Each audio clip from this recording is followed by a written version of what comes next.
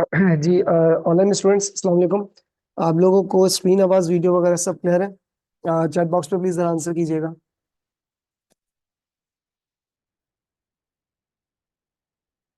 जी online students kindly जरा मुझे chat box पे आंसर करें। आपको स्क्रीन आवाज वीडियो सब क्लियर है?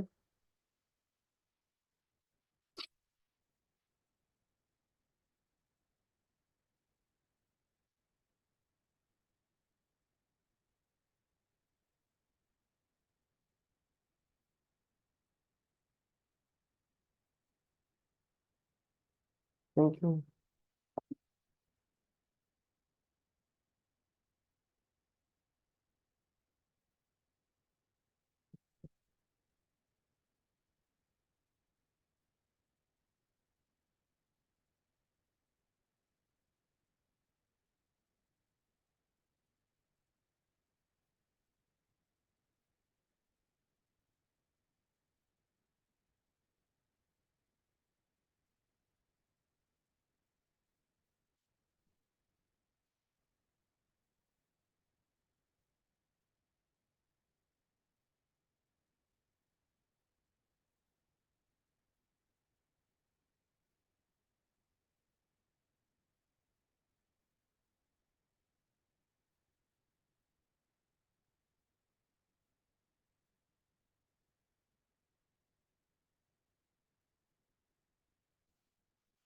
ओके चलें, एक्सक्यूज मी स्टूडेंट्स, हम उसको स्टार्ट करें। अच्छा, मेरा पहला सवाल, आप लोगों ने यकीनन एसबीआर पढ़ा हुआ होगा या अटेम्प्ट दी होगी, यस और नो? ठीक है। अच्छा, आप लोगों ने जब ऑडिट पढ़ा था F8 का, तो उसके अंदर तो आपको ये बात तो पता है कि उसमें जो अकाउंटिंग आती है वो F3 लेवल तक की अकाउंटिंग आती है, सही? और इसमें जो आपके पास अकाउंटिंग आएगी जिसका आपको ऑडिट करना होगा वो होगी एसबीआर लेवल की। ठीक है, तो उसके लिए आपको डेफिनेटली उसके जो अकाउंटिंग स्टैंडर्ड्स हैं उसके साथ आपको फेमिलियर होना जरूरी है, सही? Number one.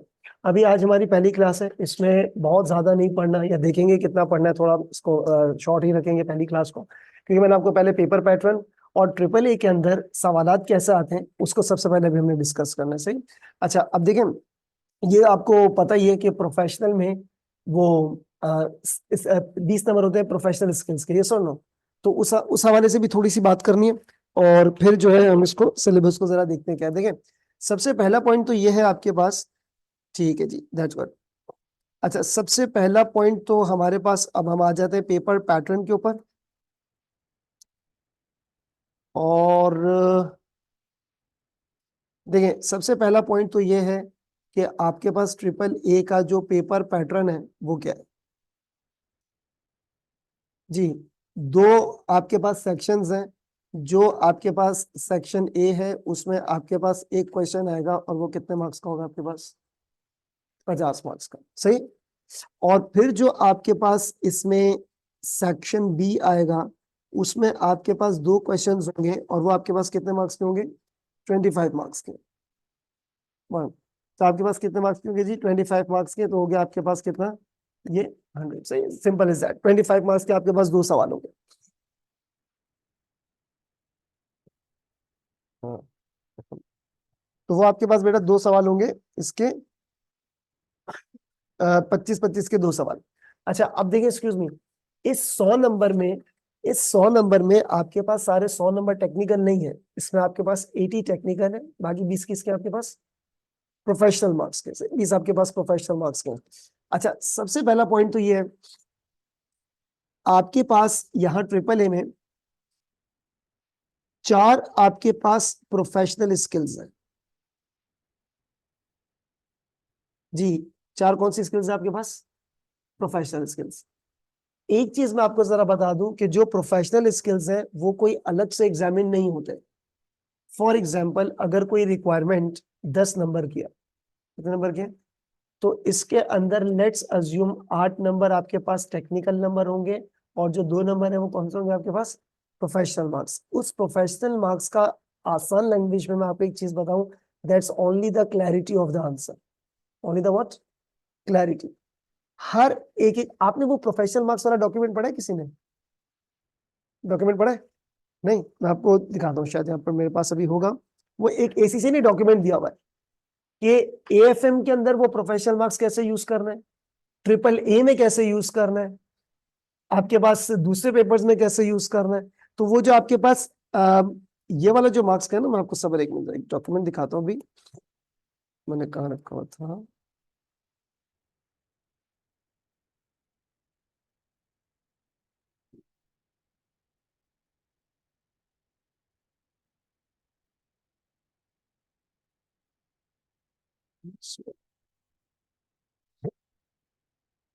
हम्म,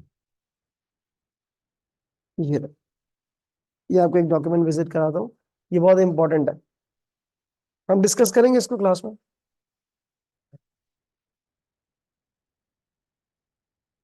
एक मिनट बता, ये लाइट्स ऑफ करनी ऊपर की। हाँ, अच्छा ये देखें, ये जो आपके पास ये एक डॉक्यूमेंट नजर आ रहा है, दिस वन। ये पढ़ा है आपको नहीं किसी ने डॉक्यूमेंट का? नहीं पढ़ा है आपने? अच्छा अब देखिए, ये है प्रोफेशनल मार्क्स। अब अगर मैं आपको इसके हवाले से एक छोटी सी चीज बताऊं, ये इसने ये प्रोफेशनल स्किल्स है चारों एक्सप्लेन की हुई, सही कि होती क्या चीजें चारों स्किल्स। उसके बाद ये ऊपर जैसे लिखा हुआ है, ये लिखा है एएफएम, एएफएम में कैसे इस्तेमाल करना है। और ट्रिपल ए में, खैर ये मेरा लिखा हुआ है, मैंने समझाया था बच्चों को, ट्रिपल ए में कैसे इस्तेमाल करना है। आगे एटीएक्स में आ जाओ, एटीएक्स में कैसे इस्तेमाल करना है, वगैरह वगैरह। यानी कि सिर्फ प्रोफेशनल मार्क्स नहीं है, इसका उस सब्जेक्ट के साथ भी क्या है, एक रेलिवेंसी है कि इसको इस सब्जेक्ट के साथ आपने कैसे इस्तेमाल करना है, सही। तो ये आपके पास एक पॉइंट है। एनीवेज, सबसे पहला पॉइंट तो ये है, अभी हम लोग आज की क्लास में पेपर स्ट्रक्चर कोर्स पूरा डिस्कस करना है, और ट्रिपल ए में सवालात की स्नोइयत क्या है, ये बहुत ज्यादा इंपॉर्टेंट है। जिस तरीके से F8 के अंदर आपको पता था ना, रिस्क रिस्पॉन्स है, सब्सटेंटिव है, टीओसी, ये सवाल आते ही आते हैं। यहाँ पर भी कुछ अभी हम 50 नंबर तक तो ले ही आते हैं, सही है। क्या मैं इतना तो बताओ कि 50-60 नंबर के सवाल कहाँ से आते हैं। तो सबसे पहले प्रोफेशनल मार्क्स जरा लिख लें, थोड़ी सी इस पर जरा डिस्कशन हो जाए, ये साथ साथ नोटिंग कर लें एक्सक्यूज में। प्रोफेशनल मार्क्स में आपके पास एक है भाई, ऑडिटर है, तो जाहिर सी बात है क्या चाहिए होगा आपके पास, स्केप्टिसिज्म एंड जजमेंट तो चाहिए होती है ना, ठीक है ना। आप ऑडिटर हो तो आपके पास स्केप्टिसिज्म एंड जजमेंट तो चाहिए ही होता है। दूसरा है आपके पास एक कम्युनिकेशन, बल्कि इसको मैं एंड में लिखता हूँ,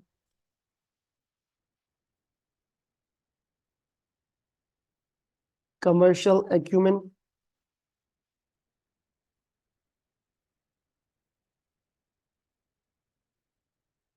एनालिसिस एंड इवैल्यूएशन, और अलग से लिख देता हूं मैं, कम्युनिकेशन।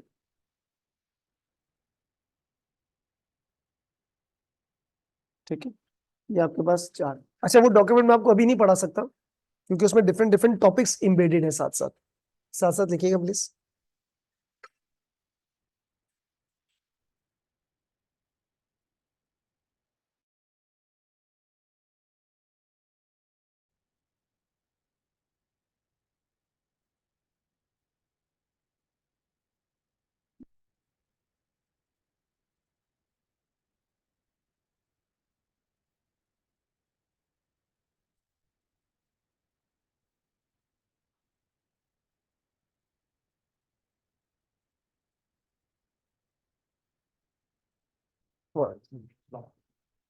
वालेकुम सलाम।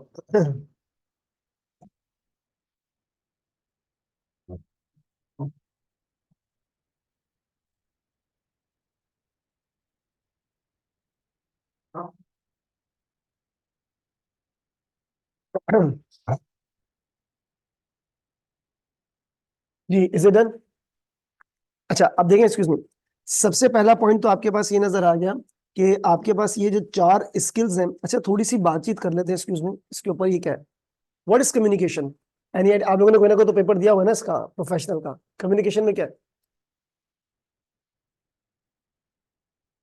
किसको एड्रेस कर रहे हैं। और हमारे पास ट्रिपल ए में अभी सवाल कैसा आया था, मैं आपको बताता हूँ। Communication is just a format, क्या है आपके पास, जस्ट अ फॉर्मेट। आप लोगों ने एसबीएल दिया हुआ है, उस एसबीएल नहीं दिया हुआ, उसमें आप लोगों ने कम्युनिकेशन पढ़ी होगी इसमें, कि आप कौन सा मैटर किसको रिपोर्ट कर रहे हो। एनीवेज, अभी मैं आपको बताता हूँ, कम्युनिकेशन ट्रिपल ए में लाजमी तौर पे आता है 4 नंबर का। कितने नंबर का? 4 नंबर। मुफ्त के नंबर है, सीधा सीधा आपको एक रिपोर्टिंग करनी है, उसका एक फॉर्मेट सीखना है। हर क्वेश्चन नंबर 1 के ऊपर आपने वो अप्लाई करना है। मैं भी आपको बताता हूँ कैसे। Second, what is this? ये क्या है? स्केप्टिसिज्म नहीं पता वो क्या होता है? Questioning mind. और जजमेंट क्या है?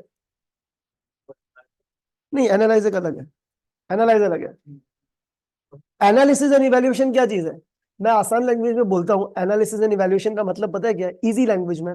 बाकी वो जो ये डॉक्यूमेंट मैंने आप लोगों को भी दिखाया था, इस डॉक्यूमेंट को तो खैर हम लोग बाद में पढ़ेंगे, बंद कर दिया मैंने।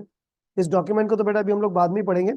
ये जो भी डॉक्यूमेंट था आपके पास, फॉर्मली इस डॉक्यूमेंट को बाद में पढ़ा जाएगा, लेकिन अभी शॉर्टकट में जरा ये समझिएगा, ये commercial acumen, analysis and evaluation, इसका बेसिकली मतलब क्या होता है? देखो, एनालिसिस एंड इवैल्यूएशन का मैं आपको इजी लैंग्वेज में बताऊं और ये आपको अपने आंसर्स में इंबेड करना होगा।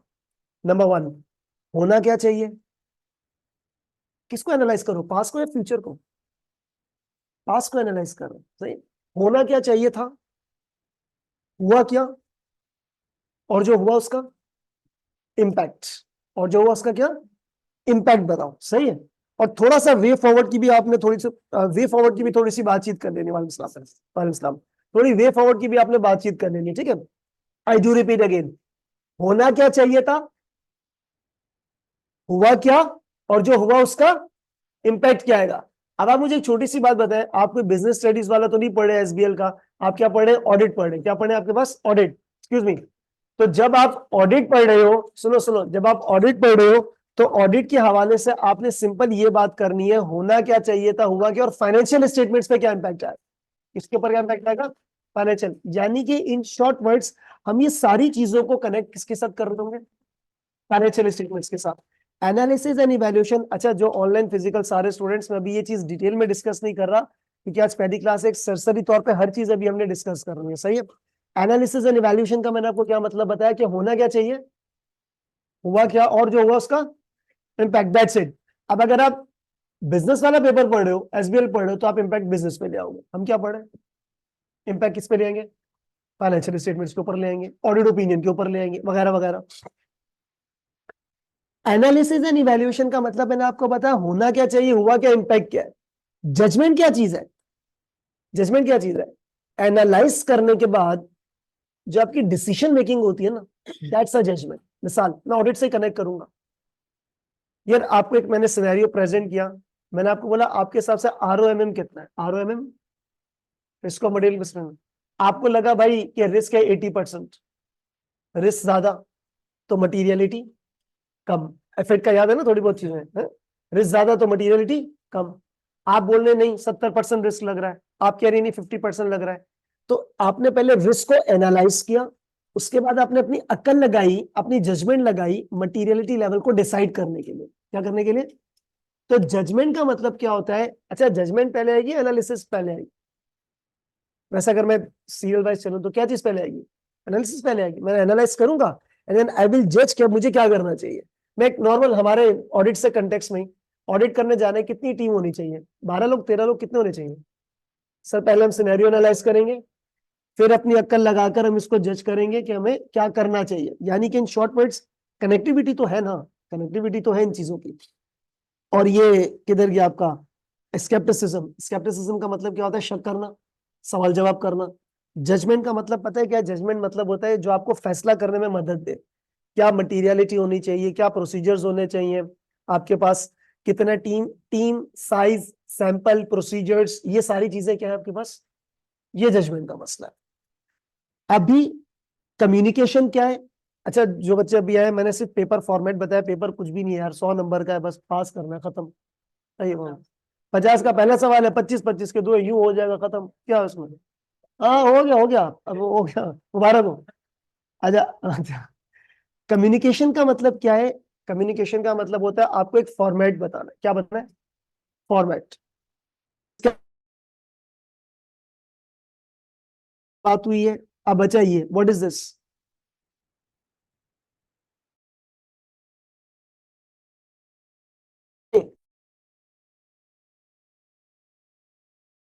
बोला क्या? Business mindset.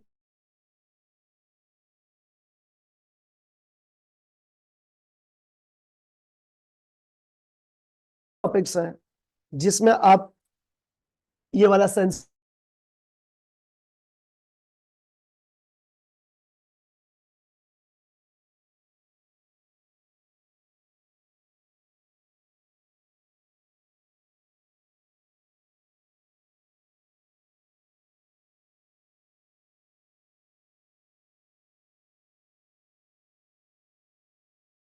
नहीं मिलेगा, इसको बेनिफिट, यही तो कमर्शियल एक्यूमेन है। ये सुनो, अब सवाल ये उठता है कि भाईजान ये हम यहाँ पे कैसे इस्तेमाल करेंगे?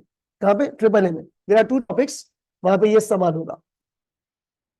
अच्छा ऑनलाइन बच्चे बेटा 1 मिनट रुक जाए, आसान हो जाए, उसके बाद हम कंटिन्यू करते हैं। आसान हो जाए, हो रही फोन की थी, चलो यहाँ बाद तुम्हें मैं करता हूँ। सुने, कमर्शियल एक्यूमेन का मतलब मैंने आपसे क्या कहा? Business mindset. यहाँ तक बात सही है कि कॉस्ट बेनिफिट एनालिसिस।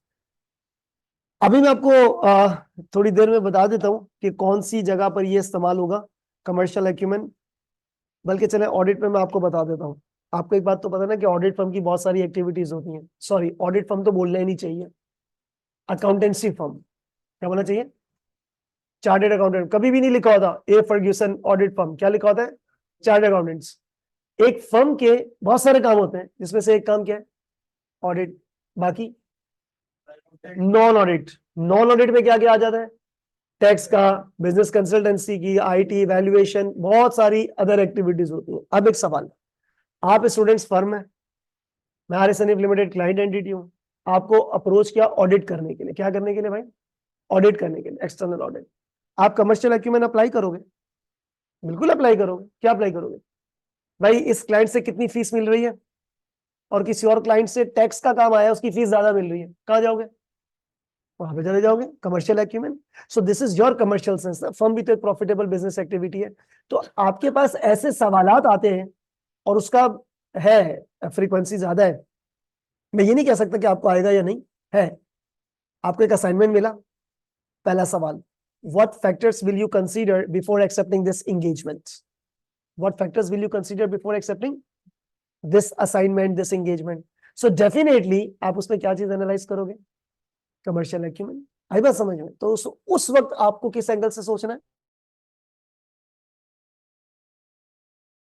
तो सबसे पहला इंपॉर्टेंट पॉइंट ये है, इन 4 प्रोफेशनल स्किल्स के आपके पास नंबर कितने?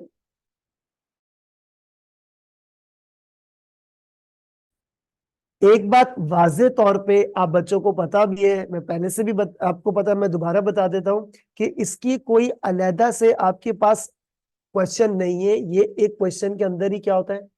एम्बेड। काफी बच्चा, आप सबने ऑलमोस्ट एफर्ट पढ़ा हुआ था मुझसे, मैंने आपको जिस जिस बुलेट पॉइंट्स में बताता ना कि इस आंसर में ये चीजें लिखो, बस आप वो कंबाइन कर देना, ये खुद ही कवर हो जाएगा automatically. It's only the thing कि आपके पास ये होनी चाहिए, क्लैरिटी ऑफ क्या होनी चाहिए आपके पास? आंसर्स होने चाहिए। आपके पास जो आपकी वोकैबुलरी है ना, वो बहुत ज्यादा स्ट्रांग होनी चाहिए। ठीक है, मतलब ऐसा लगे कि ये जो अंग्रेजी लिखी जा रही है ट्रिपल ए का स्टूडेंट लिख रहा है। सही है, मतलब थोड़ी सी नेक्स्ट लेवल आपको थोड़ी सी इंग्लिश यूज करनी पड़ेगी। और उसका तरीका वेरी सिंपल यार, एक तो जो मैं आपको लिखाऊंगा या जो टाइप कराऊंगा वो, प्लस आपने नहीं, पास पेपर्स के आंसर लाजमी पढ़ने, पास पेपर के आंसर लाजमी पढ़ने। और एक और बात वेरी मच क्लियर, मैं अज्यूम करता हूं एक रिक्वायरमेंट है 6 नंबर की, मैं आपको इतना लिखाऊंगा फॉर एग्जाम्पल, एग्जामिनर का आंसर पढ़ेंगे तो खत्म ही नहीं होगा। ये सुनो, ऐसा है कि नहीं? आपने वो पढ़ना जरूर है। इट डजंट मीन कि आपने उस लेंथ जितना आंसर लिखना है, नो। व्हाई एम एम्फेसाइजिंग कि आपने रीड क्यों करना है? Vocabulary, the way of writing the English, उसकी अंग्रेजी इस तरह लिखने, दैट्स इट, खत्म। कितने ऐसे पॉइंट्स हैं, मैं आपको ऑफिशियल एग्जाम के आंसर में लिखा हुआ है कि ऑल द वे, ये इतना कोई ज्यादा पॉइंट नहीं, खुद लिखा आंसर में कि ये इतना इंपॉर्टेंट मसला नहीं है, फिर भी हम ये बता रहे हैं। मतलब उसने मांगे 6 पॉइंट्स और आंसर में कितने लिखे होंगे? 12 लिखे होंगे। ये सो नो, ओ भाई तूने 6 ही लिखना है। मैं पढ़ने का इसलिए बोल रहा हूं ताकि आपकी वोकैबुलरी स्ट्रांग हो, द वे टू राइट वो आपके पास बहुत ज्यादा मैटर करता है। यहां तक बात क्लियर हुई है? सबसे पहले तो आपके पास, अब इसकी ना एलोकेशन देख लेते हैं भाई, ये 20 मार्क्स किस तरीके से स्प्लिट होते हैं। सबसे पहला पॉइंट भाई, आपके पास जो पहला सवाल है कितने मार्क्स का? 50। बाकी question number 2, excuse me, question number 2 25 marks का, और क्वेश्चन नंबर 3 वो भी 25 नंबर का। सही है, वेरी सिंपल। एसबीआर का भी यही है? नहीं, उसमें तो 35 नंबर का आता है ना कुछ पहला। चले भाई, एक minute, 50 25 25, that's it. Is it done? अब एक्सक्यूज मी, ये जरा अपने पास जरूर लिख लीजिएगा नोट करके कि आपके पास क्वेश्चन नंबर 1 में जो 50 मार्क्स हैं, उस 50 मार्क्स में से जो 40 मार्क्स हैं वो आपके पास कौन से हैं भाई? वो आपके टॉपिक वाइज जो है। और जो 10 नंबर है वो किसके हैं? वो आपके पास प्रोफेशनल है। और इस 10 नंबर में भी जरा स्प्लिट सुन लें, प्रोफेशनल की कितने मार्क्स, सॉरी कितनी स्किल्स हैं? 4। कौन कौन सी अभी आपने लिखी है? एक मिनट, पहली कौन सी है? इसमें कम्युनिकेशन लाजमी आएगी। कम्युनिकेशन लाजमी आएगी सिर्फ क्वेश्चन नंबर 1 में। 2 में और 3 में कम्युनिकेशन नहीं है। 2 में और 3 में कम्युनिकेशन नहीं है। कम्युनिकेशन सिर्फ कहां पर है? क्वेश्चन नंबर 1 में। और ये जो आपके पास कम्युनिकेशन है, इसके हैं कितने नंबर? 4। बाकी जो अदर 3 हैं उसके आपके पास कितने मार्क्स हो गए भाई? साइंस क्या बनता है? 2 4 6, यस और नो? लेकिन ऐसी कोई गारंटी नहीं। क्या पता मैटर क्या हो, क्या पता उसमें कमर्शियल इक्विपमेंट का जिक्र ही नहीं हो। आई बात समझ में? तो इसलिए मैंने अदर 3 लिख दिया। डन। अच्छा, अब आ जाते हैं क्वेश्चन नंबर 2 में। Question number 2 and question number 3, ये कितने मार्क्स का भाई?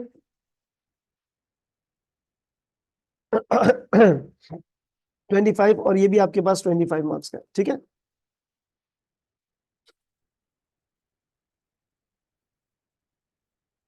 20 नंबर टेक्निकल है और 5 नंबर क्या है भाई? प्रोफेशनल। यहाँ पर भी सेम है, 20 टेक्निकल है और 5 क्या है आपके पास? प्रोफेशनल है। बस एक चीज का ख्याल रखना, इस क्वेश्चन नंबर 2 में 5 नंबर और 5 नंबर, इसमें सिर्फ कम्युनिकेशन नहीं है, बाकी सब है। क्या नहीं है? बाकी क्या है? अब इस 5 नंबर में से कौन कौन सी स्किल्स एग्जामिन होंगी? जरूरी थोड़ी है तीनों। अब टॉपिक ड्यू डिलीजेंस का है तो पूरा का पूरा कमर्शियल एक्यूपमेंट और एनालिसिस पड़ जाएगा। स्केप्टिसिज्म की तो बात ही नहीं आएगी वहां पे, है ना? वो डिपेंड करेगा टॉपिक कौन सा, केस कौन सा।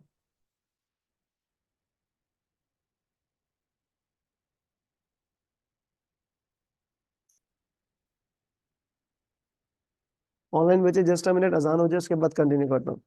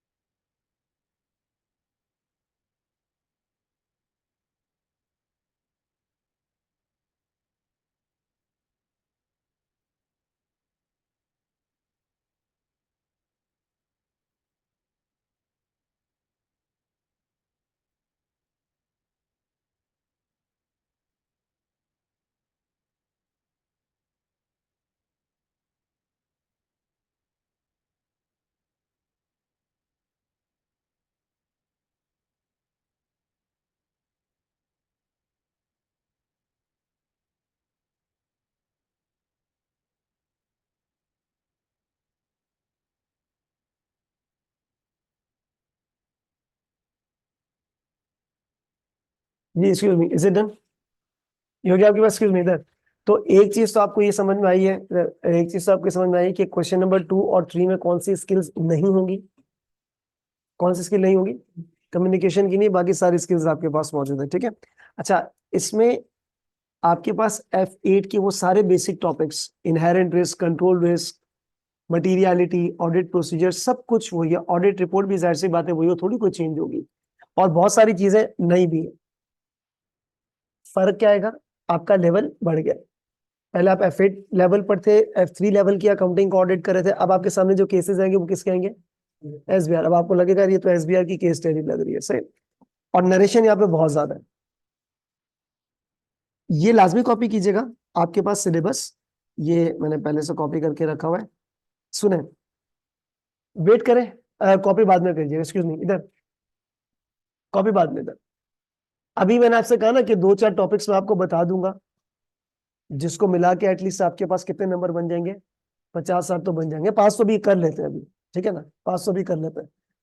तो हाँ, तो अब जरा देखिए, सबसे पहला पॉइंट, पार्ट ए, ये क्या लिखा हुआ है। मैं आपको पूरा पहले स्ट्रक्चर बता दूं जी, सिलेबस, सॉरी, रेगुलेटरी इन्वायरमेंट इसमें क्या है।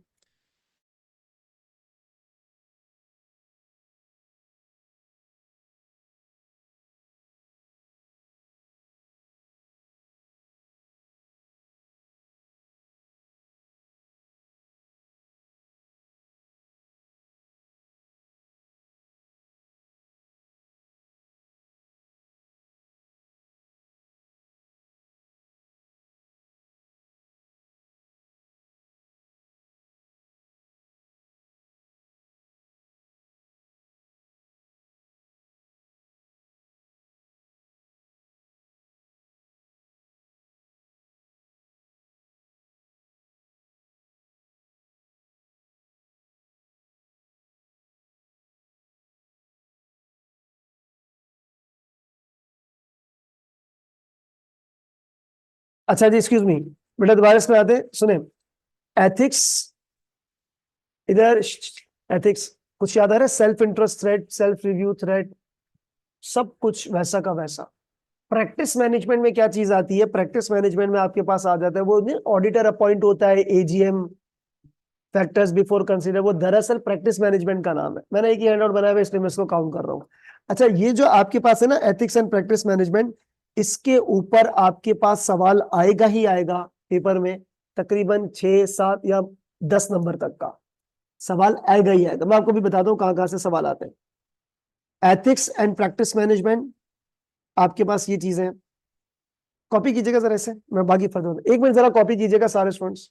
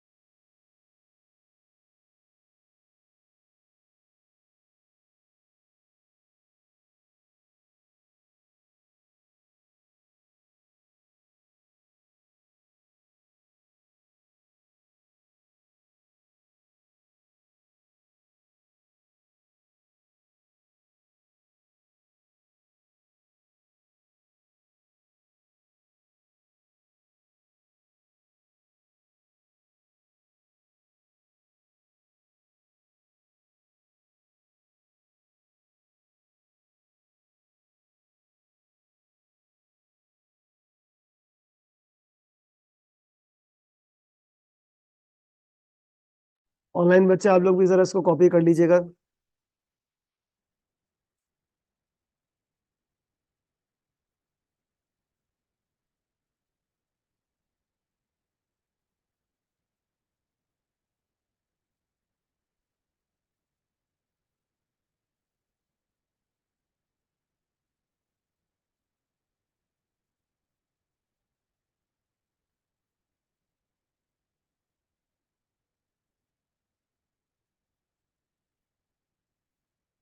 जी जी अफसर, नोट्स वगैरह बिल्कुल शेयर होंगे।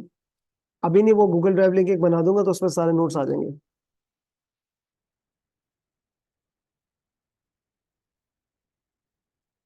ये वाला काम भी शेयर हो जाएगा, ये वाला काम भी शेयर हो जाएगा।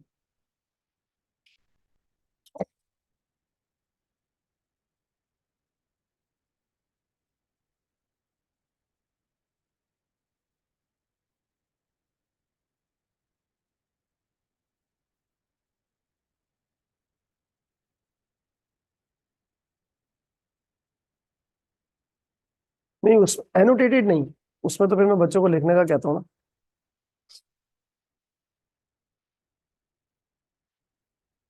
अच्छा जी, एक्सक्यूज मी, अब देखिए आपके पास एथिक्स और प्रैक्टिस मैनेजमेंट मैंने आपको बताया, ये वही चीज है जो, ये क्या लिखा है, excuse me,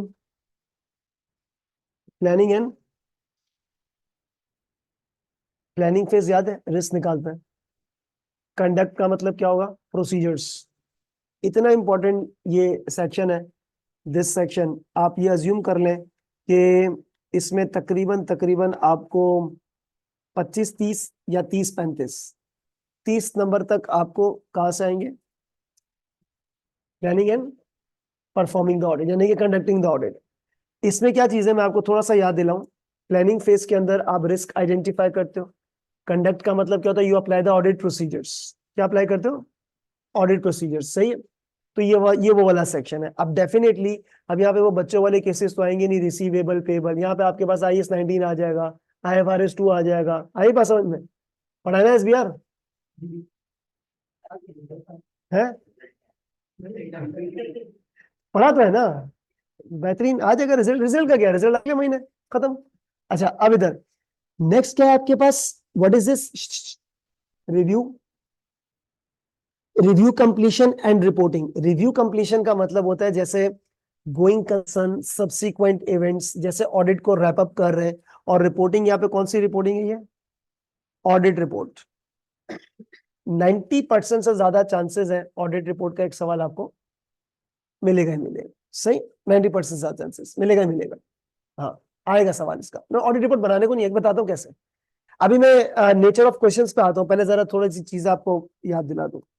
is it done, इस पे आते हैं, वेट करना। करंट इशू, कोई बात अभी कर ही नहीं सकता। करंट इशू पे हम कब तक बात कर सकते हैं, हो सकता है आपका पेपर मार्च में, हो सकता है करंट इशू फरवरी में आ जाए कोई, यस और नो, हो सकता है करंट इशू आ ही नहीं। ये तो डिपेंड करता है ना आपके पास करंट इशू के बाद। प्रोफाइल इधर है, किसकी, कुछ नहीं कह सकते। अगर पास टाइम में आप देखो ना, तो यार क्वेश्चन नंबर 2-3 में कहीं ना कहीं आएगा, या फिर हो सकता है कि आपके पास क्वेश्चन नंबर 1 में किसी तरीके से एम्बेड हो जाए, 10 नंबर 15 नंबर, इस तरह कह सकते, मतलब फुल फ्लैश क्वेश्चन नहीं अज्यूम कर सकते। इधर लिसन, इधर प्रोफेशनल स्किल्स अभी मैंने आपको बताई, और ये तो कोई टॉपिक है ही नहीं, ये तो वो विंडो यूज करने वाला। अब आ जाते हैं इसके ऊपर, सेक्शन F। ये क्या लिखा है, कौन सा असाइनमेंट, अदर असाइनमेंट, यानी कि नॉन ऑडिट। सबसे पहला पॉइंट, अदर असाइनमेंट क्या चीज है, इधर सुने, मैं आपको सिर्फ नाम दे रहा हूं, इसको लिखने की कोई जरूरत नहीं है। अदर असाइनमेंट का मतलब क्या है, जैसे for example you people are firm of accountants, अच्छा ऑडिट फर्म नहीं बोलेंगे, क्या बोलेंगे, फर्म ऑफ अकाउंटेंट्स, ठीक है। I am the company, I am the company, और मुझे एक और कंपनी एक्वायर करनी है, क्या करनी है, I am the parent company, I want to acquire another company, yes और नो। तो वो जो कंपनी है वो आपके पास क्या कहलाएगी, सब्सिडरी। एक सवाल, क्या मुझे, क्या मुझे उस कंपनी को खरीदने से पहले, मैं अपनी बात कर रहा हूं, आपकी बात नहीं कर रहा, क्या मुझे उस कंपनी को खरीदने से पहले उस कंपनी को एनालाइज करना चाहिए, हाँ, क्या क्या चीजें एनालाइज करूंगा। अच्छा कारोबारी एंगल से सोचना, प्लीज ऑडिट वॉडिट कुछ भी नहीं है, क्योंकि ये कौन सा सेक्शन में आपसे डिस्कस कर रहा हूँ, नॉन ऑडिट, जस्ट डिस्कशन। बाकी लिखने का सारा काम अच्छा खासा लिखने का हो जाएगा बाद में। मुझे क्या एनालाइज करना चाहिए उस कंपनी को खरीदने से पहले, मार्केट शेयर प्राइस, उसकी एसेट क्या है, उसकी लाइबिलिटीज क्या है, उसकी ऑडिट रिपोर्ट क्या है, उसके कॉन्ट्रैक्ट्स देखूंगा, क्योंकि आज के बाद उसकी लाइबिलिटी मेरी लाइबिलिटी, उसके एसेट्स मेरे एसेट्स, उसका उनके एम्प्लॉयज के साथ क्या कॉन्ट्रैक्ट हुआ है, वो सब अब मुझे पूरे करने पड़ेंगे, हाँ या ना। अब इस काम को कहते हैं ड्यू डिलिजेंस। क्या कहते हैं, ड्यू डिलिजेंस। आसान लैंग्वेज में, एक्विजिशन और मर्जर में जब आप किसी कंपनी को एनालाइज करते हो, so that activity is called what. अब मैं हारिसन लिमिटेड, मैंने कंपनी खरीदनी है, मैं खुद कर रहा हूं एनालाइज, मेरी मर्जी, या तो मुझे आता नहीं है या मेरे पास टाइम नहीं है, मैंने आपकी फर्म को अप्रोच किया, मैंने बोला प्लीज आप मुझे ड्यू डिलिजेंस करके दे। अब आप जो मुझे ये सर्विसेज दे रहे हो, ऑडिट की सर्विस है क्या ये, नॉन ऑडिट क्या ये, और इस असाइनमेंट का नाम क्या है, ऑडिट नहीं है, नहीं नाम बताया ना क्या जो भी मैंने बोला, ड्यू डिलिजेंस, क्या नाम है इसका, due diligence, that's it. Other assignment sir paper में आएगा नहीं आएगा पता नहीं, सर ये आएगा 100% आएगा। अदर असाइनमेंट्स में आपके पास अलग अलग असाइनमेंट्स है, मैं भी एक एक करके बता रहा हूं। इतना जरूर बोलूंगा कोई ना कोई एक जरूर आ जाएगा। कौन सा आएगा, कितने नंबर का आएगा, जब आ जाए तो मुझे बता देना, सही ना। हाँ ये हमें नहीं पता। दूसरा एक और पॉइंट, मेरी कंपनी में कोई फ्रॉड हो चुका है, कोई फ्रॉड हो चुका है, कोई इरेगुलरिटी हुई है। क्या हुई है? Irregularity, something which is not regular. तो चोरी हुई है, मुझे समझ नहीं आ रहा क्या हुआ है, या फिर इंश्योरेंस का कोई फेक क्लेम आ गया, या कुछ ऑडिट की बात नहीं करेंगे, नॉन ऑडिट है, सही। चोरी हुई है कंपनी में, कीप इट सिंपल, मेरी कंपनी में फ्रॉड हुआ है, I am not able to detect the fraud. मैंने आप लोग को अप्रोच किया, मैंने बोला फर्म ऑफ अकाउंटेंट्स कैसे हो, ठीक हो, मेरे यहाँ चोरी हुई है, जरा आके चोर और चोरी पकड़ो। ये ऑडिट नहीं है, इसको फॉरेंसिक ऑडिट कहते हैं। क्या कहते हैं? Forensic audit. ये ऑडिट नहीं है, ऑडिट का मतलब external audit of financial statements होता है, सही है। तो अब आप किस माइंडसेट से आ रहे हो, आईएएस चेक करना या चोर चोरी ढूंढना है? चोर और चोरी ढूंढना, फिर उसको पुलिस के हवाले तक करना। तो अब आप सीआईडी बन के आ रहे हो, क्राइम इन्वेस्टिगेशन बन के आ रहे हो, दरवाजे दरवाजे नहीं तोड़ना शुरू कर देना। अब भाई सुनो, ये जो असाइनमेंट है व्हाट इज दिस, क्या है? फॉरेंसिक असाइनमेंट, ये ऑडिट नहीं है, ठीक है। दूसरा मैंने आपको बताया। तीसरा सुने, एक्सक्यूज मी, मैं Haris Hanif limited company bank के पास गया लोन लेने के लिए। क्या बैंक का ये राइट है मुझसे पूछना भाई इतना लोन क्या करोगे, हाँ या ना? यस और नो? तो मैंने बैंक को बोला यार मैं आपसे 10 करोड़ का लोन ले रहा हूं, वो इसलिए क्योंकि मुझे फलानी जगह पर इन्वेस्टमेंट करनी है, सही है। तो बैंक मुझे बोलेगा भाई 10 करोड़ का लोन ले रहे हो, कोई फिजिबिलिटी रिपोर्ट बनाई है? फिजिबिलिटी रिपोर्ट टाइप कोई चीज हो? तो मैंने बोला हाँ बनाइए फिजिबिलिटी रिपोर्ट। फिर बैंक ने बोला यार क्या प्रोजेक्ट है, कितना खर्चा लगेगा, कितनी इनकम आएगी? तो मैंने बैंक को आंसर किया कि मैंने फोरकास्टेड कैश फ्लोज बनाए। क्या बनाए? फोरकास्टेड कैश फ्लो स्टेटमेंट बनाई है, इनकम स्टेटमेंट बनाई है, बैलेंस शीट बनाई है, हिस्टोरिकल नहीं। कौन सी? फोरकास्टेड, सही है। तो मैंने बैंक को दिखा दी, मैंने कहा देख भाई ये एनालिसिस है, ये इन्वेस्टमेंट अप्रेजल है, एनपीवी निकाली है, ये आईआरआर है, और उस बेसिस पे मैंने इनकम स्टेटमेंट बना दी है। क्या इतना प्रॉफिट होगा, इतनी सेल होगी, ठीक है। क्या ये historic audit historical financial statements का नाम है, इसका है 1 साल की। तो मैंने बैंक को बोला भाईजान ये इनकम स्टेटमेंट है लेकिन अगले 1 साल की है, फोरकास्टेड है, हाँ या ना? तो बैंक ने मुझे बोला भाईजान ये तो आपने खुद बनाई है, ये जो अजम्पशंस, जिस अजम्पशंस पे आपने इनकम स्टेटमेंट बनाई है फ्यूचर की, किसी ढंग के बंदे से चेक करवा के लो, मैं आपके पास आ गया, आपसे जब ये चीज चेक करवाई, इसको बोलते हैं, कॉपी मत करना प्लीज, इसको बोलेंगे पीएफआई। पीएफआई का मतलब होता है प्रोस्पेक्टिव फाइनेंशियल इंफॉर्मेशन। क्या बोला जाएगा? प्रोस्पेक्टिव फाइनेंशियल इंफॉर्मेशन, ठीक है। 1 साल की, ये भी फाइनेंशियल स्टेटमेंट्स ही है लेकिन ऑडिट नहीं है। क्यों? ऑडिट किसका होता है? पास्ट की, ये क्या है? फ्यूचर। यहां पर आपने इसकी अजम्पशंस को, तो बेसिकली यहां पर भी आपको प्रोसीजर्स अप्लाई करने पड़ेंगे।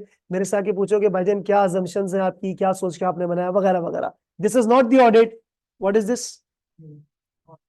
नेक्स्ट, नेक्स्ट आपके पास ये है, लेट्स से फॉर एग्जांपल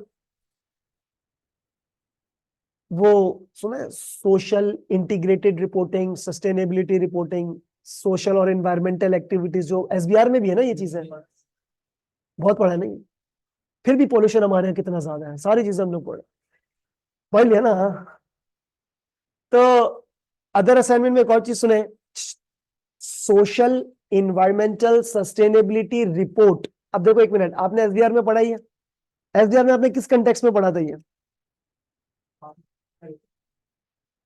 नहीं इन्वेस्ट मतलब आप कंपनी हो, ऑडिटर नहीं हो, कौन हो? कंपनी हो। इन्वेस्टर के पर्सपेक्टिव से मतलब आप उस स्टेटमेंट को प्रोड्यूस करते थे, क्या करते थे? मैनेजमेंट थे, एसबीआर में मैनेजमेंट है ना। यहां पर ये सस्टेनेबिलिटी रिपोर्ट है, इसके ऊपर आपने अश्योरेंस देनी है। क्या देनी है? तो ये ऑडिट नहीं है, ये क्या है? यानी कि आपको एक तरह से सस्टेनेबिलिटी का केस मिल सकता है, आपको सोशल और इन्वायरमेंटल का केस स्टडी मिल सकती है, और आपको बोला जाएगा भाईजान इसके ऊपर आप आपने अपनी ओपिनियन देना है। तो ये ऑडिट नहीं है, एक्सक्यूज मी, यहां तक बात समझ में आई है? यानी कि एसबीआर में आप वो चीज प्रोड्यूस कर रहे थे, अब क्या करो उसका? ऑडिट करें, चेक करें, सही। सो ये आपके पास अदर असाइनमेंट्स है। अब एक सवाल, 4 असाइनमेंट्स मैंने आपको बताया, due diligence, forensic audit, PFI prospective financial, और ये सोशल एनवायरमेंटल इंटीग्रेटेड रिपोर्ट, मतलब इसको एक ही चीज में आप ले आओ, social and other environmental reports. इन 4 में से आई कैन नॉट से कि कौन सा है, आई कैन नॉट से, नोबडी कैन से। थोड़ा सा पास में जाऊं, थोड़ा सा पास में जाऊं, तो ड्यू डिलिजेंस काफी आया है, लेकिन कई दफा ये ज्यादा आया है, ठीक है। अब मुझे ऐसा लगता है नहीं आएगा, मुझे ऐसा लगता है, जजमेंट है। क्यों? इसका टाइम पूरा हो गया? नहीं, अभी भी है कोर्स में, तो क्या पता आ जाए भाई, क्या पता सबको वही आ जाए। सस्टेनेबिलिटी के आने की भी चांसेस है, क्योंकि वो हर दफा इसी की बात कर रहा होता है ना एसीसी, तो वो इसके ऊपर भी चांसेस। खैर हम कुछ नहीं कह सकते भाई, हो सकता है दोनों मिक्स करके आ जाए, पार्ट है सस्टेनेबिलिटी, पार्ट भी prospective financial information, we can not say anything. सही है। अब इज इट डन? या आप लोगों ने कॉपी कर लिया सिलेबस? हाँ, ठीक है। अब अब इधर आ जाए, इधर एक्सक्यूज मी, मैं एक जनरल हायरार्की बना रहा हूं, general hierarchy of the firm. अभी मैं आपको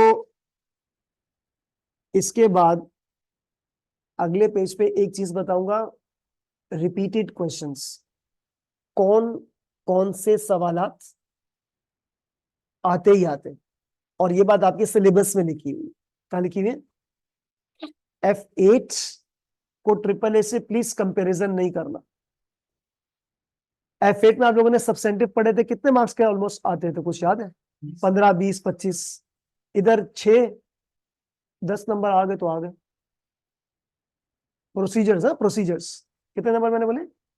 6 नंबर, 10 नंबर बस। इधर प्रोसीजर से आगे की कहानी है, प्रोसीजर से आगे वो 16-16 नंबर के आते हैं। वो क्या चीज है मैं आपको भी बताता हूँ। देखिए सबसे पहला पॉइंट मैं आपको general hierarchy of the firm बता दूं। एक चीज प्लीज ये जरूर दिमाग में रखा करें, आप चाहे एसबीएल का पेपर पढ़ रहे हो, चाहे आप ट्रिपल ए पढ़ रहे हो, चाहे आप कोई पेपर पढ़ रहे हो, आप उस सिनेरियो में आपका किरदार क्या है, उस ऑर्गेनाइजेशन में व्हाट्स योर रोल, ना ये समझना आपके पास बहुत ज्यादा जरूरी है। देखो एक फर्म की जनरल हायरार्की आपके पास क्या होती है, आपके पास ऊपर होता है पार्टनर। कौन होता है भाई? फर्म तो एक पार्टनरशिप फर्म है, उसके अंडर में आपके पास आ जाता है, क्या लिखा हुआ है? Audit manager. फिर उसके अंडर में आपके पास कौन आ जाता है? Audit super. अच्छा, ये बड़ी फर्म में आप इसकी हायरार्की को मजीद एक्सपेंड कर दो ना, manager, senior manager, assistant manager, वो फर्दर सब क्लासिफिकेशंस हो जाएंगी। फिर आपके पास एक आ जाता है नॉर्मली ऑडिट सीनियर, और फिर आपके पास एक आ जाता है ऑडिट जूनियर। ठीक है ना? लिसन, एक्सक्यूज मी, इधर इधर।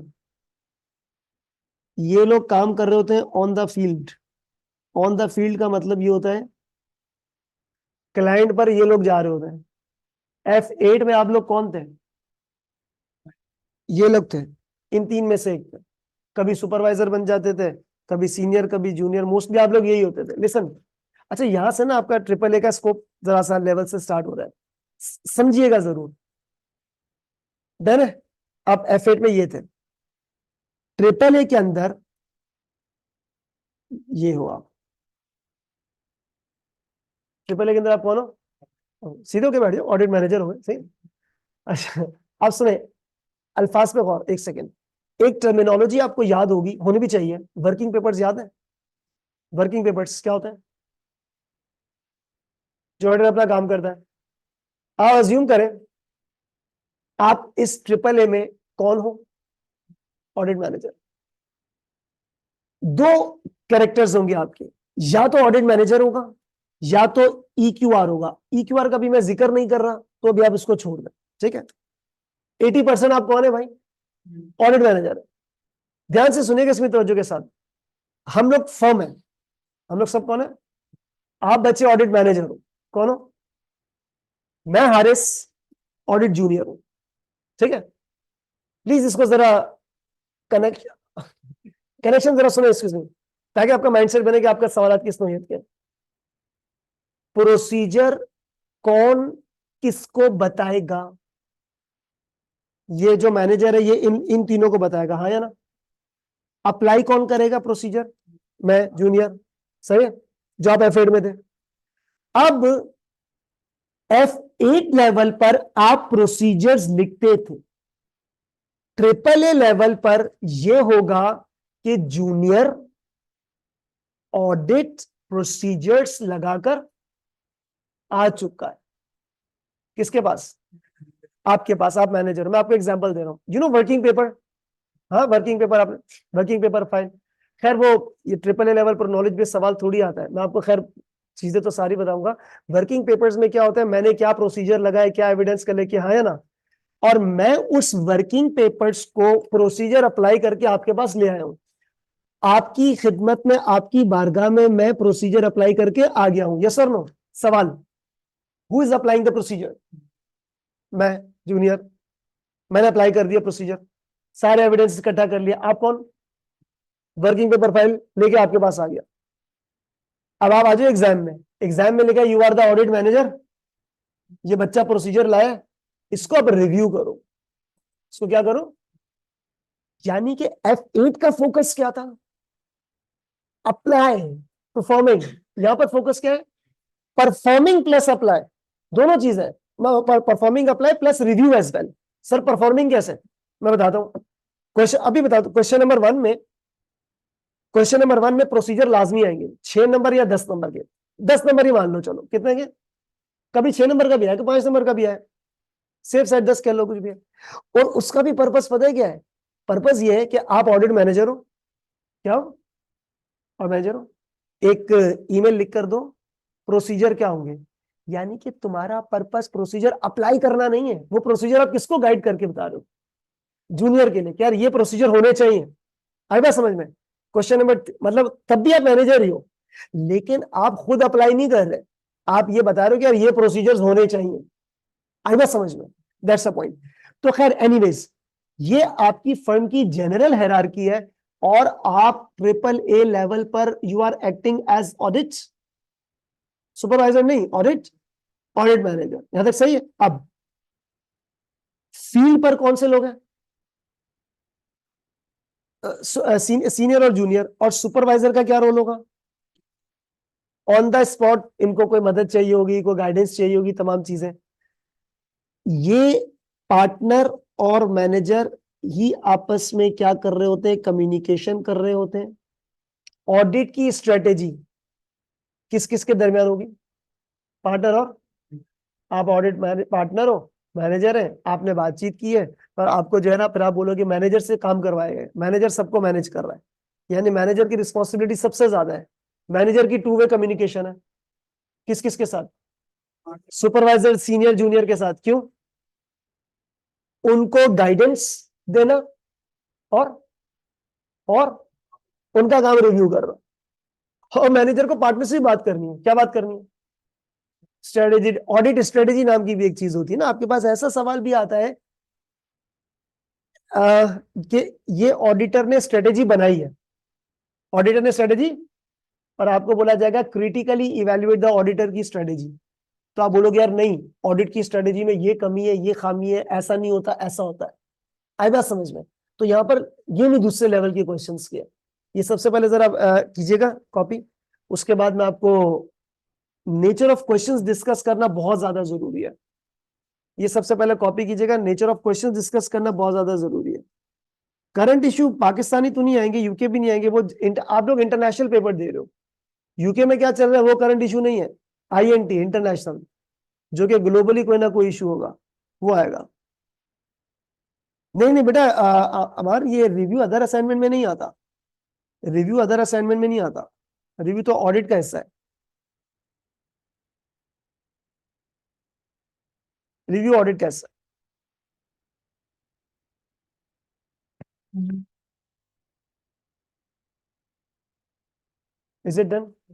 F8 में तो लिखते थे, अभी फोटोग्राफी चल रही है, खैर हो गई, इट्स ओके, मसला ही नहीं है। नो क्या, वो मसला ही नहीं है, खैर हो गई। इधर इधर आपको टाइपिंग टाइपिंग स्पीड तो अच्छी है ना भाई?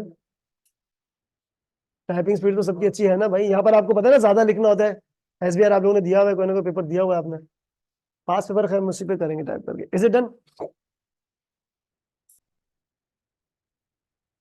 अच्छा यहाँ पर है ना knowledge base, excuse me, triple A में नॉलेज बेस ना होने के बराबर है।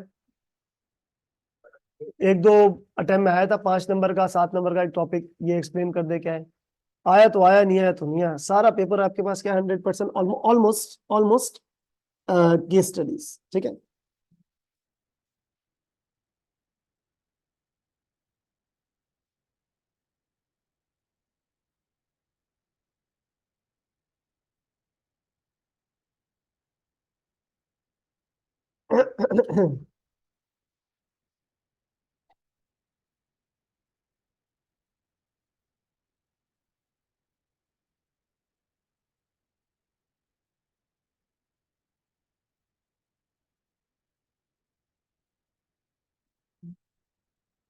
जी डन, ओके। नाउ बेटा अब जो मैं चीज आपको बताने जा रहा हूँ उसको लाजमी जो है ना वो आपने नोट डाउन जरूर करना है। और ये क्या है आपके पास, एक्सक्यूज मी, ये 100% नहीं है, जो है वो लिख के दूंगा कॉन्फिडेंस से, बाकी नीचे लिख दूंगा अदर एरियाज भी आ सकते हैं, जो आता है वो मैं आपको बता रहा हूँ। सबसे पहला पॉइंट क्वेश्चन नंबर 1, बेटा क्वेश्चन नंबर 1 कितने मार्क्स का है? 50 नंबर का। वो अगर उसको हम हटा भी दें तो 50, हाँ चलो 10 तो आप उसके निकाल दो, किसके 40 बचते हैं। अब उसकी जरा एलोकेशन देखते क्या है। क्वेश्चन नंबर 1 में आपको कंफर्म सवाल जो मिलेगा वो मिलेगा रिस्क असेसमेंट का। किसका मिलेगा? डबल ए के अंदर, क्योंकि कंपैरिजन करना जरूरी है, एक सवाल आता है ऑडिट रिस्क, ऑडिट रिस्पॉन्स। यहां पर रिस्पॉन्स नहीं है, सिंपल क्या आएगा? Risk assessment. क्या आएगा? एक सवाल आपके पास रिस्क असेसमेंट का आएगा ही आएगा, ठीक है, रिस्क असेसमेंट आएगा ही आएगा। 20 से 25 नंबर अज्यूम कर लो। पास होने के लिए कितने चाहिए? 50, और उसका 25 मतलब 50% सिर्फ, यानी कि सबसे इंपॉर्टेंट टॉपिक कौन सा है? पढ़ेंगे भी हम यही से, रिस्क असेसमेंट से। Part A would be the risk assessment, part B would be the audit procedures. क्या होंगे? ऑडिट प्रोसीजर्स, 5 से लेके 10 नंबर तक का, लिखा नोट से। अच्छा एक चीज नोटिस की मैंने, सब्सटेंटिव नहीं लिखा, क्या लिखा है? सब्सटेंटिव का मतलब क्या होता है? फाइनेंशियल स्टेटमेंट्स पर प्रोसीजर लगाना ना। देखो आपको याद है, आपने टेस्ट ऑफ कंट्रोल्स में भी तो प्रोसीजर लगाते हो। भाई वही प्रोसीजर कंट्रोल पे लगाओगे तो टीओसी है, वही उठा के एफएस पे लगाओगे तो सब्सटेंटिव है। ट्रिपल ए में सब्सटेंटिव का नाम ही नहीं आएगा, क्या लिखा हुआ है? यानी कि अगर 6 पॉइंट लिखने हैं तो हो सकता है 2 पॉइंट टीओसी के हो, 4 फाइनेंशियल स्टेटमेंट्स को। एनीवेज ऑडिट प्रोसीजर्स, सर ये लगा लो आप कोई 5 से 10 नंबर, ऑलमोस्ट, कुछ नहीं कह सकते। यानी कि 30 से 35 नंबर, 30 to 35 मार्क्स किसके? रिस्क और ऑडिट प्रोसीजर्स। और यार इसके अंदर सीधा सीधा ये चीज चल रही है, क्या चीज है? आईएस आईएफआरएस, जो जाहिर सी बात है ऑडिट रिस्क में आपको अकाउंटिंग स्टैंडर्ड्स निकालने होंगे। यहां तक क्लियर? ओके। फिर इसी क्वेश्चन नंबर 1 में, अच्छा समटाइम्स कुछ पास पेपर्स में एथिक्स क्वेश्चन नंबर 2 3 में आया, इसमें आया, मोस्टली क्वेश्चन नंबर 1 में आया, लेकिन पॉइंट क्या है? आया है। तो मैं इसको I am safely writing here in question number 1।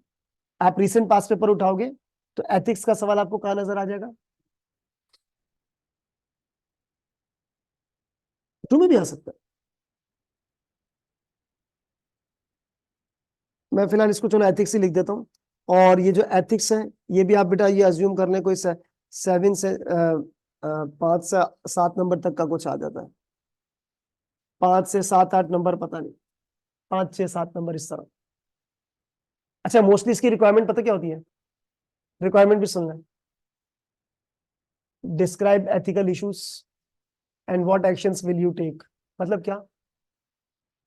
Ethical threats, safeguards, that's it. या कभी सेफ गार्ड्स नहीं भी आते, ठीक है, तो ये आपके पास है।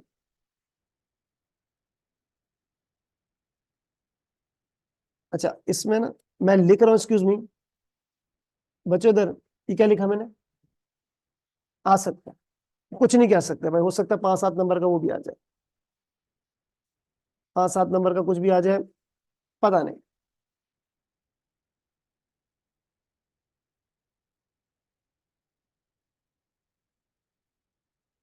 ये कहीं से भी आ सकता है। फॉर एग्जाम्पल, एक सवाल मैं थोड़ी देर पहले आपको कहा था कि आपको एक एक ऑडिट स्ट्रेटेजी बनी हुई दी है। क्या दी है? ऑडिट स्ट्रेटेजी आपको बनी हुई दी है, और आपसे बोला है इवेल्युएट दैट ऑडिट स्ट्रेटेजी। अच्छा, समटाइम्स एक दफा सवाल आया था फ्रॉड के ऊपर, आइजा 240 उसके ऊपर आ गया, कोई नॉन कंप्लायंस का आ गया, कोई भी छोटा मोटा टॉपिक उठा के दे दिया। नॉर्मली कहां से आएगा? नथिंग। ऐसे पास पेपर्स भी है जहां पर ये अदर एरियाज है ही नहीं, इसी को मिलाकर पूरा हो जाता है आराम से। यानी कि इन शॉर्ट वर्ड्स अगर आप नोटिस करें तो आपके पास कौन सा एरिया सबसे ज्यादा स्ट्रांग होना चाहिए? रिस्क असेसमेंट सबसे ज्यादा।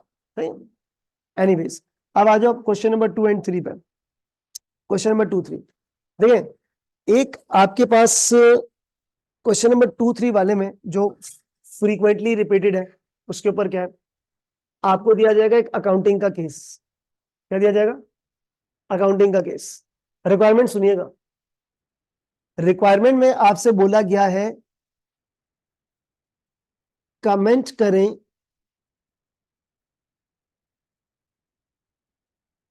क्या लिखा है? Comment on the matters. और मोस्टली ये अकाउंटिंग रिलेटेड ही होता है। देखो, आप सब बच्चों ने एफ8 पढ़ा है, एसबीआर पढ़ा हुआ है, आप ऑडिटर तो हो ही, सही है ना? तो आपसे मैं पूरी चीजें आराम से डिस्कस कर सकता हूँ। पहली बात, वर्किंग पेपर जहन में है क्या चीजें होती है, यस और नो? ठीक है, कोई हम पढ़ तो नहीं, हम तो सिर्फ डिस्कशन कर रहे हैं, पढ़ाई तो कल से होगी। कमेंट ऑन द मैटर्स क्या लिखा मैंने? क्या होगा इसमें? मतलब व्हाट आर यू थिंकिंग कि इस सवाल में क्या होगा? Accounting treatment. अच्छा, इट्स नॉट सेफ टू से अकाउंटिंग ट्रीटमेंट गलत की होगी, हो सकता है सही भी हो। मोस्टली क्या होगी?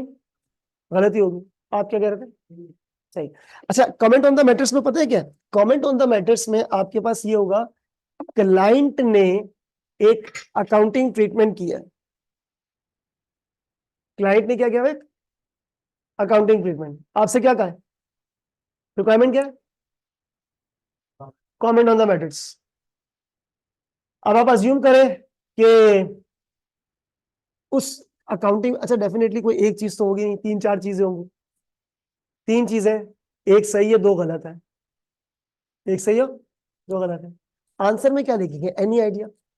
अज्यूम करो सही है तो उसको जाने दो, गलत वाले पे बताओ क्या लिखोगे? अभी मैं आपको बच्चों की तरह हिज्जे कर करके तो लिखाऊंगा ही, वो जैसे मैं बताता हूँ। कुछ चीज गलत की है, क्या लिखा जाए, क्या लिखोगे? हाँ। और इम्पैक्ट्स, बिल्कुल सही। यानी कि कौन सी स्किल यूज हो रही है? इवेल्युएशन। पहले तुम लाजमी लिखोगे। अच्छा, ट्रिपल ए लेवल पर मैं बोलता हूं हमेशा, आपको सबसे पहला पॉइंट स्टार्टिंग में अकाउंटिंग स्टैंडर्ड लिख दो। फॉर एग्जांपल IAS 38 का केस है, तो कोशिश करो 2 लाइनों में सारे पॉइंट्स लिख दो, technical feasible, financial feasible, cost, ये वो सारी चीजें। IFRS 5 का केस है, एनसी हेल्फोर्ड सेल एंड वाला, तो उसकी भी कुछ कंडीशंस है, बोर्ड कमिटमेंट, आपके पास बायर ढूंढना, यस और नो। अब आंसर खोलोगे ना, आप लोग ही तो एसबीआर है, एसबीआर नहीं है, पूरी अकाउंटिंग आपको लिखनी पड़ेगी। आई बात समझ में? तो यहां पर क्या है, अकाउंटिंग का इशू आएगा। आप सबसे पहला पॉइंट, शुरू की 2-3 लाइनों में तो आप क्या लिख दोगे? Accounting standard. आप बोलोगे अच्छा भाई इसने सही किया हुआ है for example, and hence there is no material misstatement here, लेकिन ये चीज गलत की है जिससे प्रॉफिट ओवर स्टेट हो गया है और इतना परसेंट है मटीरियल है। आई बात समझ में? Comment on the matters. आप अभी इस वक्त क्लाइंट के सामने नहीं हो, क्लाइंट के सामने कहाँ हो? Yes, audit team. आप इसमें नेक्स्ट डायलॉग ये भी लिख देना, कल क्लाइंट को बोलेंगे ठीक कर दे, करता है तो सही है, वरना ऑडिट रिपोर्ट क्वालिफाई कर देंगे। आई बात समझ में? So you are commenting the entire story, you are commenting the entire story. Anyways ये अच्छा, ये इशू आपके पास लेकर कौन है? जूनियर। यस और नो? मैं जूनियर, मुझे कुछ समझ नहीं आ रहा तो मैं आपके पास लेकर आया, आपने बोला भाई यार ये नहीं ये नहीं ये मसला है, चल ठीक है यार बात करेंगे उससे, कल ठीक करता है तो सही है, वरना हम ऑडिट रिपोर्ट को एडवर्ट्स कर देंगे, क्वालिफाई कर देंगे, जो भी वट एवर आपके पास। इसका मतलब ये वाली चीजें पढ़ने से पहले क्या चीज भी आनी चाहिए? स्टैंडर्ड्स, ऑडिट रिपोर्ट्स, सारी चीजें। एनीवेज आपके पास एक और सवाल है, ये बड़ा इंपॉर्टेंट सवाल है, और इसमें जो है ना, इधर बच्चा F8 में बच्चा फंसता है, वो प्रोसीजर कैसे लिखे, ट्रिपल में बच्चा इधर फंसता है, और ये 16-16 नंबर के सवाल भी है इसमें। वो एक सवाल है ये, और मुझे प्लीज जरा आंसर कीजिएगा, बड़ा इंटरेस्टिंग सवाल है, आपको काफी नजर आएगा ये एग्जाम किट में।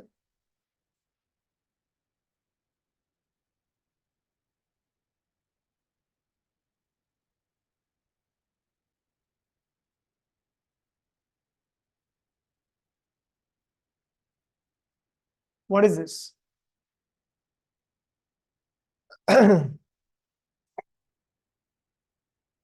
जी, कुछ समझ आ रहा है नहीं? नहीं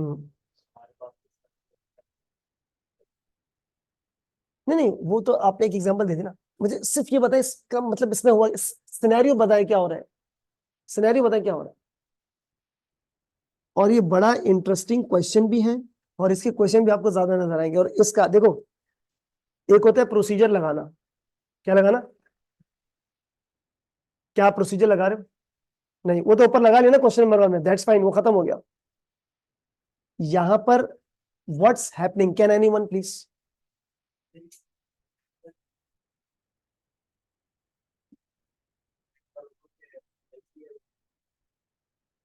सही, गुड, वेरी गुड। हाँ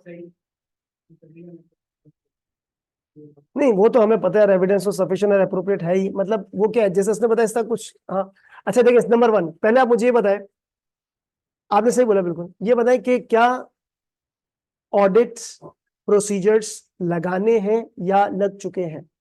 लगा दिया, सही है।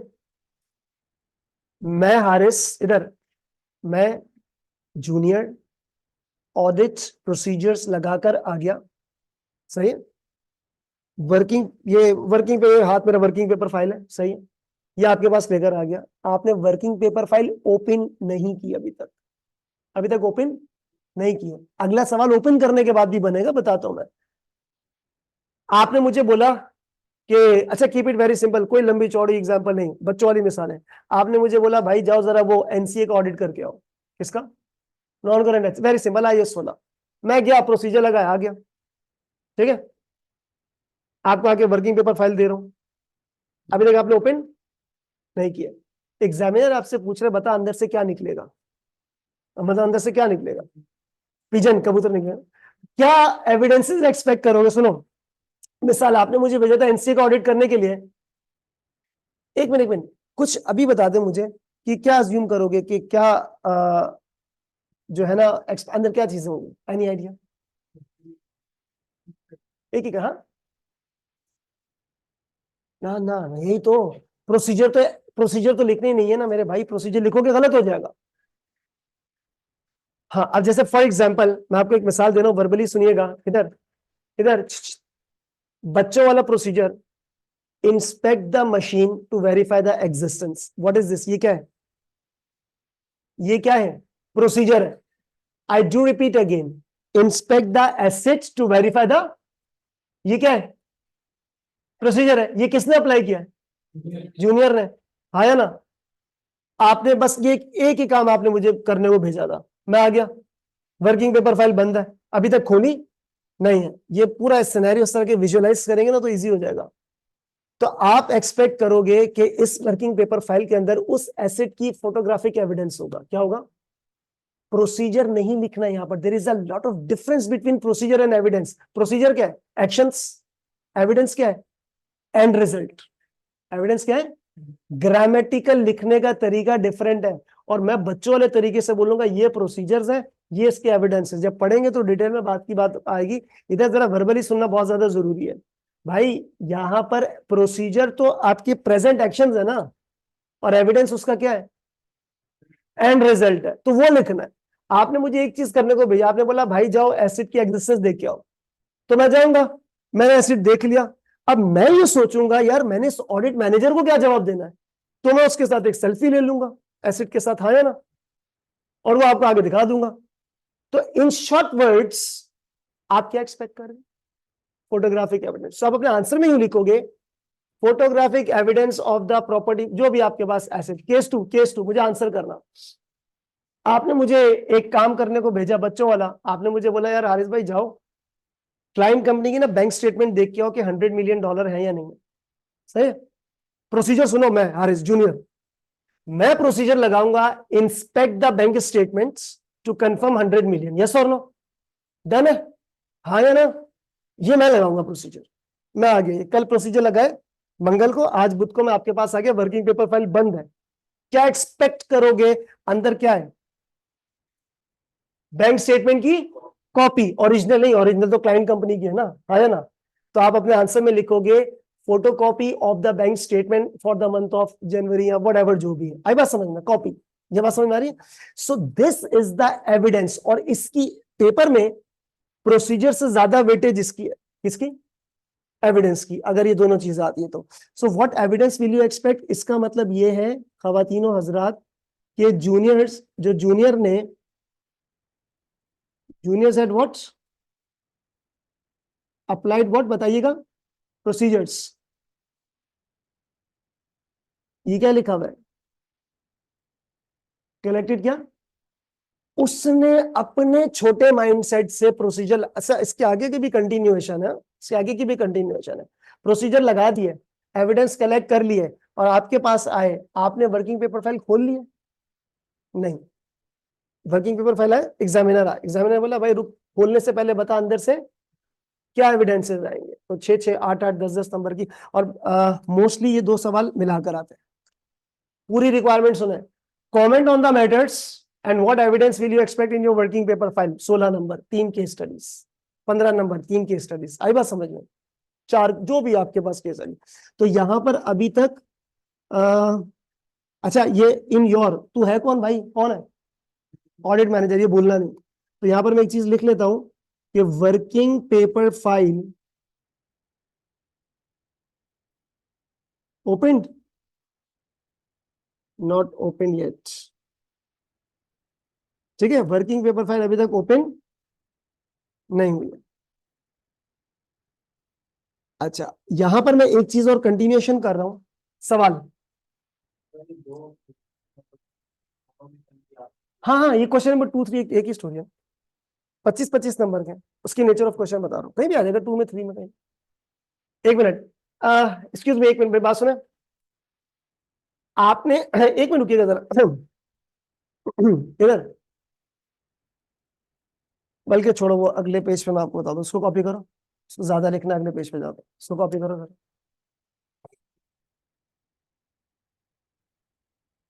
जल्दी से, एक्सक्यूज मी, जिस भी फॉर्मेट में नोट डाउन करना है जल्दी से करने से, ताकि हम अगले पेज पे जाऊँ।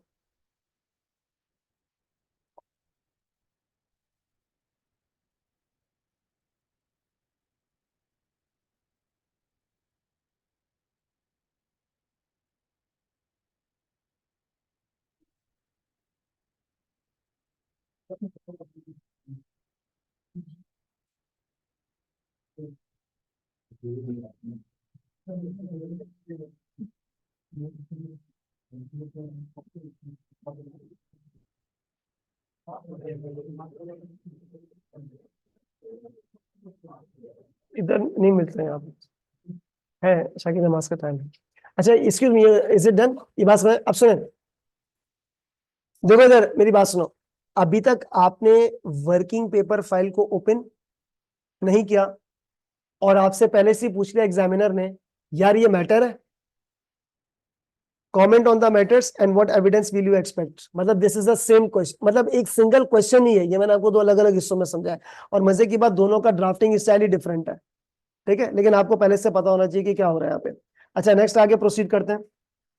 आपके पास अब क्या हुआ, वर्किंग पेपर फाइल ओपन हो गई है, वर्किंग पेपर फाइल, अब अंदर से क्या निकल रहा है, सवाल क्या बनेगा, कुछ अंदाजा लगा सकते हैं कोई, हाँ, बेहतरीन। यानी कि जब वर्किंग पेपर फाइल, आप कौन है और मैनेजर, वर्किंग पेपर ओपन हो गई है, तो अब रिक्वायरमेंट क्या बनती है, सेंस ये बनता है इवैल्यूएट द एविडेंस। एक second, excuse me, evaluate the, कि वो सफिशिएंट और अप्रोप्रिएट है या नहीं है। बिल्कुल ही मुख्तलिफ अंदाज होगा इसका लिखने का पूरा नरेशन के अंदर। यहां पर यानी कि क्या चीज है, क्या बोला है, इवैल्यूएट द व्हाट। अच्छा, स्किल कौन सी यूज हो रही है, इवैल्यूएशन। आंसर में क्या लिखोगे, यार हारिस हनीफ तुझे ये प्रोसीजर लगाना चाहिए था, तूने ये प्रोसीजर लगाया, ये एविडेंस मजे का नहीं है, तो हम कोई ओपिनियन फॉर्म नहीं कर सकते। और इसका दूसरा सवाल बताता हूं, इवैल्यूएट द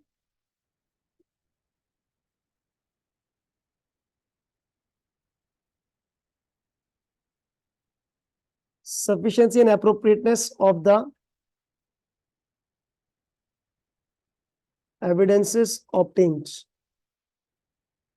जी, बात समझ में आई है, यानी कि अब I am safely writing here, क्या यहां पर वर्किंग पेपर फाइल ओपन हो चुकी है, यस और नो। अच्छा, उस वर्किंग पेपर फाइल में आपको क्या नजर आएगा, जरा बताएंगे प्लीज। वर्किंग पेपर इतना छोटा सा टॉपिक होता है, लेकिन उसकी इंपॉर्टेंस बहुत ज्यादा है। अगर आपको याद है नहीं है, मैं आपको बता देता हूं, वर्किंग पेपर फाइल में जो जूनियर होता है ना, 12 कंटेंट्स होते हैं वर्किंग पेपर्स में। कितने कंटेंट्स, मैं अकड़म शकड़म सारी चीजें छोड़ो, कंपनी का नाम, ईयर एंड डेट, मेन चीज पे आ जाओ। मैं हारिस जूनियर, मैंने प्रोसीजर क्या लगाया, प्रोसीजर लगाने का पर्पस क्या था, objective of the procedure, number 2, objective purpose एक ही होता है, ऑब्जेक्टिव या purpose of the procedure, what is the procedure, what is the evidence, और हारिस हनीफ तुम्हारा इस बारे में क्या ओपिनियन है, यस और नो। बाकी कंपनी का नाम, ईयर एंड डेट और ये चीजों को छोड़ो, यहां तक बात क्लियर है। मेजर चीज पे आओ, मैं हारिस, मैंने एक प्रोसीजर लगाया, रिकैलकुलेशन, पर्पस क्या है, एक्यूरेसी। तेरा क्या ओपिनियन है भाई, हाँ भाई एक्यूरेट है, यस और नो। ये चीजें अब आपके सामने आ गई हैं, आपने वर्किंग पेपर फाइल को ओपन कर लिया। अब आप क्या कर रहे हैं, हाँ अब आप क्या कर रहे हैं, इवैल्यूएट करो। क्या इवैल्यूएट करो, प्रोसीजर्स को, किसको, इन शॉर्ट वर्ड्स बताऊं, आप मेरे प्रोसीजर को भी इवैल्यूएट कर रहे हो, और देखो एविडेंस मिलता कब है भाई, प्रोसीजर लगाने के बाद। यानी कि आप मेरे सारे काम को चेक करो, आप मुझे फिर बोलोगे, अच्छा इसके आंसर में पता है क्या होगा, आप बोलोगे यार हारिस हनीफ आपको ये प्रोसीजर लगाना चाहिए था, और आपने ये प्रोसीजर नहीं लगाया, जिसकी वजह से फलाना एविडेंस हमें, तो how can we form the opinion, yes और नो। इधर तुम्हारा आंसर फिनिश हो जाएगा। यानी कि यहां पर क्या हो रहा है बच्चा, आपके पास जो वर्किंग पेपर फाइल है इज व्हाट, ओपेंड। अच्छा, यहां पे एक सवाल, एक्सक्यूज मी, जरा अपना माइंडसेट यूज करें, मुझे भी बताएं, बताइएगा जरूर प्लीज। अज्यूम करो मैंने प्रोसीजर्स कम लगाए, एविडेंसेस ढंग के नहीं मिले, ढंग के मतलब क्या नहीं मिले, सफेद अप्रूवल। प्रैक्टिकली आ जाओ, क्या बोलोगे मुझे, वर्किंग पेपर फाइल खुल गया वो, और ये मेरे प्रोसीजर सही नहीं थे, एविडेंसेस मजे के नहीं थे, क्या करोगे, हाँ सही सही बोलो, क्या बोला, वापस जाओ। यानी कि पता क्या होगा, अब आप रियल रियल रियल लाइफ में सोचें, आपने बोला यार हारिस भाई आपको मैंने ये प्रोसीजर कहा था, ये सबूत लाए हो, हम इस इनसफिशिएंट सबूत की बेस पे ऑडिट ओपिनियन फॉर्म, मैं अच्छा तो अब मैं क्या करूं, अब आप क्या करोगे एज अ सीनियर, मेरे मैनेजर बन के क्या बोलोगे, वापस जाओ और ये प्रोसीजर लगाओ। आप सुनो, आपको दो एंगल से सोचना है, इधर आप क्या कर रहे हो, इवैल्यूएट कर रहे हो, यस और नो। वर्किंग प्रोफाइल खुल गई, आपने मुझे सुना रहे हो भाई ये क्या एविडेंस लाया, ये पकड़, और जो अब आप बताओगे फर्दर ऑडिट प्रोसीजर, क्या बताओगे, मैं ऐसे खड़ा हूं हाथ बांध के, अब क्या करूं, अब आप मुझे प्रोसीजर गाइड करो, आप बोलोगे भाई अब जाओ और ये प्रोसीजर, तो वो कौन से प्रोसीजर्स होंगे, वो कौन से प्रोसीजर्स होंगे जो इस इवैल्यूएशन में नहीं होंगे, होने चाहिए थे पर मिस है, होने चाहिए थे पर क्या है। छोटी सी मिसाल, आपने मुझे एक छोटा सा काम बोला, बोला भाई जाओ एमसीए को चेक करके आओ, मशीन है, क्या है, मैंने प्रोसीजर लगाए, मैंने क्या प्रोसीजर का गौर से सुनना, मैंने उसकी डेप्रिसिएशन देखी, मैंने यूजफुल लाइफ देखी, ये तमाम चीजें, 6 एविडेंस लेकर आए। कितने एविडेंस? आप बोलोगे हारिस भाई एविडेंस 6 लाए हो, बड़े जबरदस्त हैं। यार तुमने इंपेयरमेंट तो चेक ही नहीं की। क्या नहीं चेक की? इंपेयरमेंट। मैंने बोला हाँ यार ये रह गया, अब क्या करूं सर? अब रिक्वायरमेंट क्या बनी है? Further audit procedure. तो आप प्रोसीजर लिखोगे, रिव्यू द इम्पेयरमेंट और ये वो, यानी कि अब आपके पास एक चीज क्या बन सकती है बेटा? Further audit procedures. और ये फर्दर ऑडिट प्रोसीजर का चक्कर कब बनेगा? ये वर्किंग पेपर फाइल खुलने के बाद या उसके पहले? उसके बाद। जो और जब आप मेरे एविडेंसेस और मेरे प्रोसीजर को क्या कर चुके होगे? इवेल्युएट कर चुके होगे, यस और नो? तो ये फर्दर ऑडिट प्रोसीजर में मैं एक चीज कर देता हूं कि जो आपके पास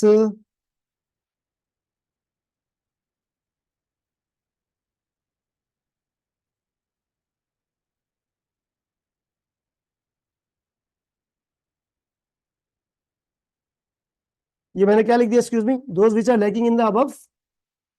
ऊपर जो आपने इवैल्यूएशन की है ना,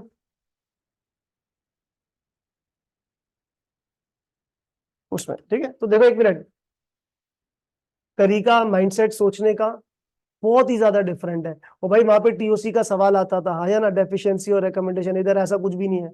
वो परचेज साइकिल, सेल्स साइकिल, ये बच्चों वाला जीआरएन जीडीएन देखना, साइन देख के खुश हो जाना, ठीक है ना, वो एफएड वाले बच्चे करते हैं। यहाँ पर ऐसा कुछ भी नहीं है, सुनो। तो ये बिल्कुल एक नेक्स्ट लेवल वाली स्टोरीज है ना आगे। अच्छा, अब एक सवाल जिसके आने के चांसेस ज्यादा है, और अगर वो सवाल आ गया तो आप समझो कि सब कुछ आ गया। और वो क्या है? इधर सुनो, ये एक लफ्ज लिखा हुआ है क्या?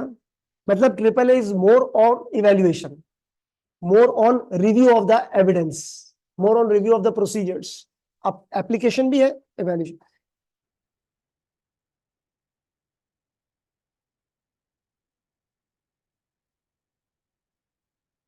ठीक है, लिखा हुआ है। अच्छा, अब ये जरा सुनो, excuse me, what is this quality? ये एक सवाल आ गया, evaluate the quality of the audit. इधर द ऑडिट परफॉर्म क्वालिटी, इधर आंसर में क्या आएगा? अकाउंटिंग स्टैंडर्ड्स, कुछ बोले, क्या चीज आएगी? क्या चीज इवैल्यूएट करो?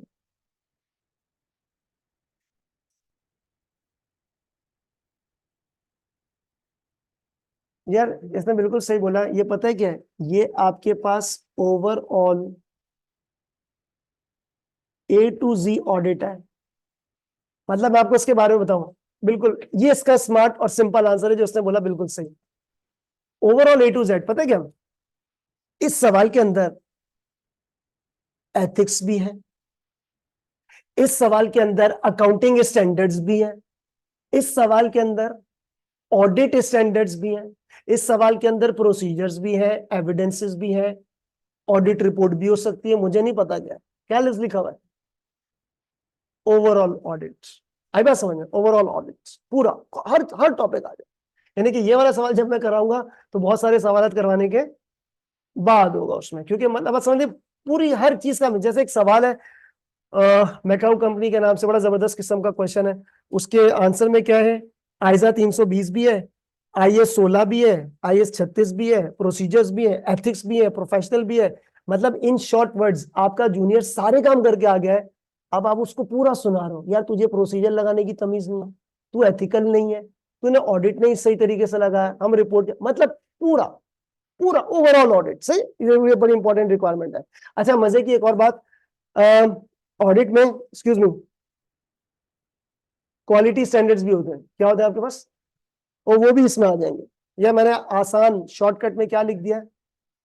ओवरऑल। इस रिक्वायरमेंट में accounting standards, ethics, procedures, evidence, ये वो हर चीज आ जाए, ठीक है? ये वो ऑडिट है जो परफॉर्म हो चुका है। Evaluate the quality of the audit performed. Audit performed, हाँ, एनसीए का नहीं, ऑडिट परफॉर्म, हर चीज हो चुकी है इसमें। अच्छा, उस वाले सवाल में मटीरियलिटी का जिक्र भी था। आप मुझे ये बोल लो यार हारिस हनीफ, मटीरियलिटी तो आइजा 320 के तहत ऐसे निकलती है, तुमने ऐसे निकाली, आपने प्रोसीजर ऐसे लगाने चाहिए, ऐसे लगाए। एथिक्स तो ये कहता है आपने सेफगार्ड नहीं लगाए थे ऑन द फील्ड, आई बात समझ में? A to Z सारा एस्पेक्ट, बड़ा अच्छा सवाल होता है ये भी। अच्छा, फिर आपके पास आ जाए बेटा, एक सवाल आपके पास आ जाता है,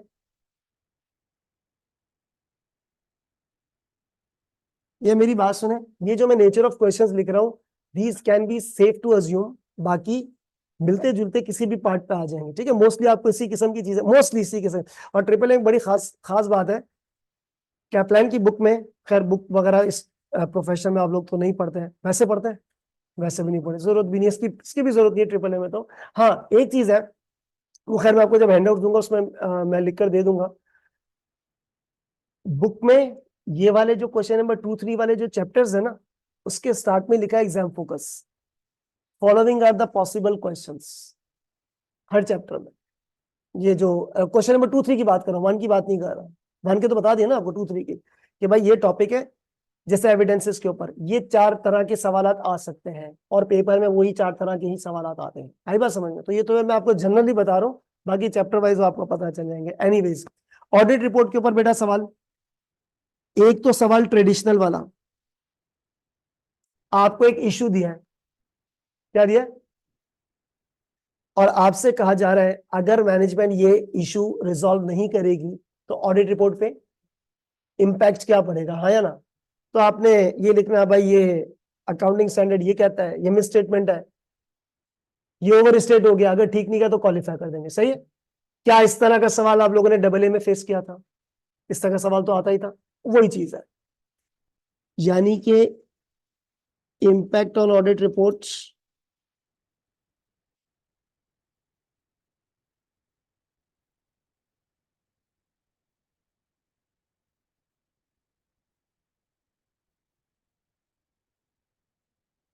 if issue is not resolve. ठीक है, एक तो आपके पास ये सवाल आ जाएगा।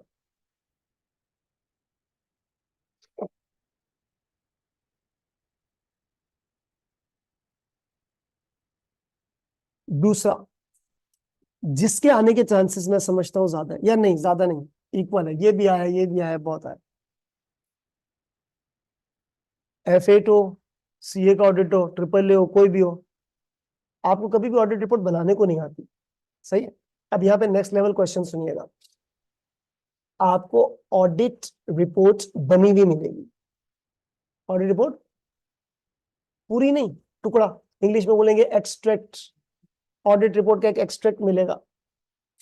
रिक्वायरमेंट ये होगी, एक मिनट, रिक्वायरमेंट एक मिनट, पहले जरा नाम लेते हैं ना। ऑडिट रिपोर्ट पर साइन कौन करेगा? पार्टनर। पार्टनर से पहले ऑडिट रिपोर्ट कौन देखेगा? आप लोग। सही है? सुपरवाइजर ड्राफ्ट करके देता है ऑडिट रिपोर्ट। कौन ड्राफ्ट करके देते हैं? आप लोग कौन हो? Audit manager. अज्यूम करो I am Haris Sanif, I am the audit supervisor. सही है?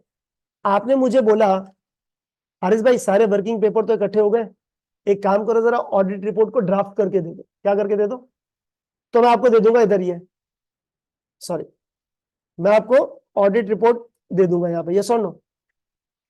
ऑडिट रिपोर्ट ड्राफ्ट कौन करता है? सुपरवाइजर।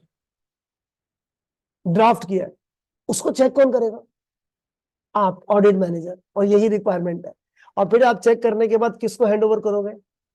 वो फाइनल अपने तौर पे रिव्यू करके ऑडिट रिपोर्ट पे साइन कर देगा। आई बात समझ में? That's a very simple point. और आपके पास रिक्वायरमेंट में भी यही आएगा, भाई ड्राफ्ट ऑडिट रिपोर्ट है, सुपरवाइजर भैया ने रिपोर्ट आपको ड्राफ्ट करके दी है, रिक्वायरमेंट सुनो, क्रिटिकली, क्या इस्तेमाल किया? इसका मतलब क्या होता है? नहीं नहीं, वो क्रिटिसाइज होता है ना। हाँ, डीपली चेक करना, सही भी निकाल लेना और गलत भी, लेकिन मोस्टली आप इसमें गलत ही निकालोगे। सही है? वो क्रिटिसाइज होता है। आप क्रिटिकली का मतलब होता है बहुत केयरफुली थॉरली चीज को देखना, जिसमें सही को सही बोलना और गलत को गलत भी बोलना। आई बात समझ में? तो बहुत सारी जगहों पे आपको चीज सही भी मिलेगी, ज्यादातर क्या होंगी, ऐसे को थोड़ी को 7 नंबर आपको उठा के दे देंगे सही निकालने के लिए, तो मोस्टली गलत होगी। तो आपको एक draft extract of audit report मिलेगा, और रिक्वायरमेंट ये होगी क्रिटिकली इवैल्यूएट, या लफ्ज होगा अप्रेज। स्किल कौन सी यूज हो रही है? इवैल्यूएशन। वही कहानी, ऑडिट रिपोर्ट का स्टैंडर्ड क्या कहता है? इस ऑडिट रिपोर्ट में क्या किया हुआ है, ये गलत है वगैरह, फिर इसका इम्पैक्ट क्या है वो खैर हम बाद में बात करेंगे टॉपिक पे। यानी कि आपको क्या होगा कि आपके पास जो है ना एक्सट्रैक्ट ऑफ ऑडिट रिपोर्ट मिलेगी और रिक्वायरमेंट क्या होगा बेटा,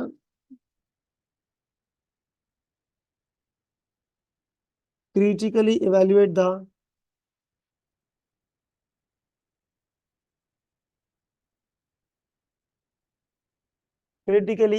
द ड्राफ्ट ऑडिट। है बस वो याद है क्वालिफाई एडवर्स डिस्क्लेमर, थोड़ा बहुत तो याद है ना यार, ऐसा नहीं हम तो पढ़ेंगे क्या हो गया, थोड़ा बहुत तो याद है ना, तो वो वाली चीजें इसमें नजर आ जाती हैं। क्रिटिकली इवेल्युएट द ड्राफ्ट, अच्छा इसके आने के चांसेस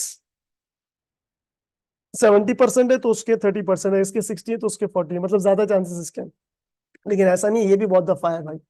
ठीक है, नंबर्स पे आ जाते हैं। पहली वाली रिक्वायरमेंट दिस वन 4-5 नंबर, ये भी कोई 5-6 नंबर, डिपेंड, इसी तरह की छोटी मोटी रेंज में, मतलब this is not the question, this is the part of the question. है बस, जैसे क्वेश्चन नंबर 2, छोटी सिंपल एग्जांपल, क्वेश्चन नंबर 2 का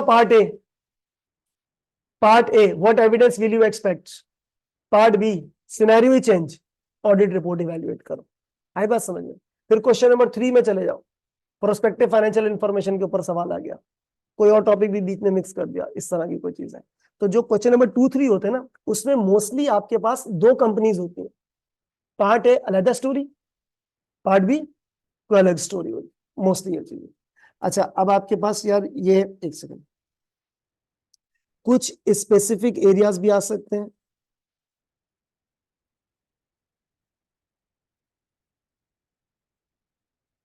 excuse me, specific areas of review, जिसमें से 2 मैं, मेरी बात सुनिएगा, एक्सक्यूज मी, इधर इधर एग्जाम्पल के तौर पे लिख रहा हूं, वैसे तो और बहुत सारे एरियाज हैं इसमें आपके पास।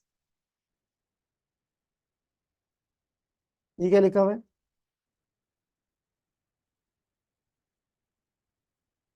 एक्सक्यूज मी, ये क्या लिखा हुआ है, subsequent event and going concern. अब please please please subsequent event IS10 को F8 से कनेक्शन नहीं दे देना।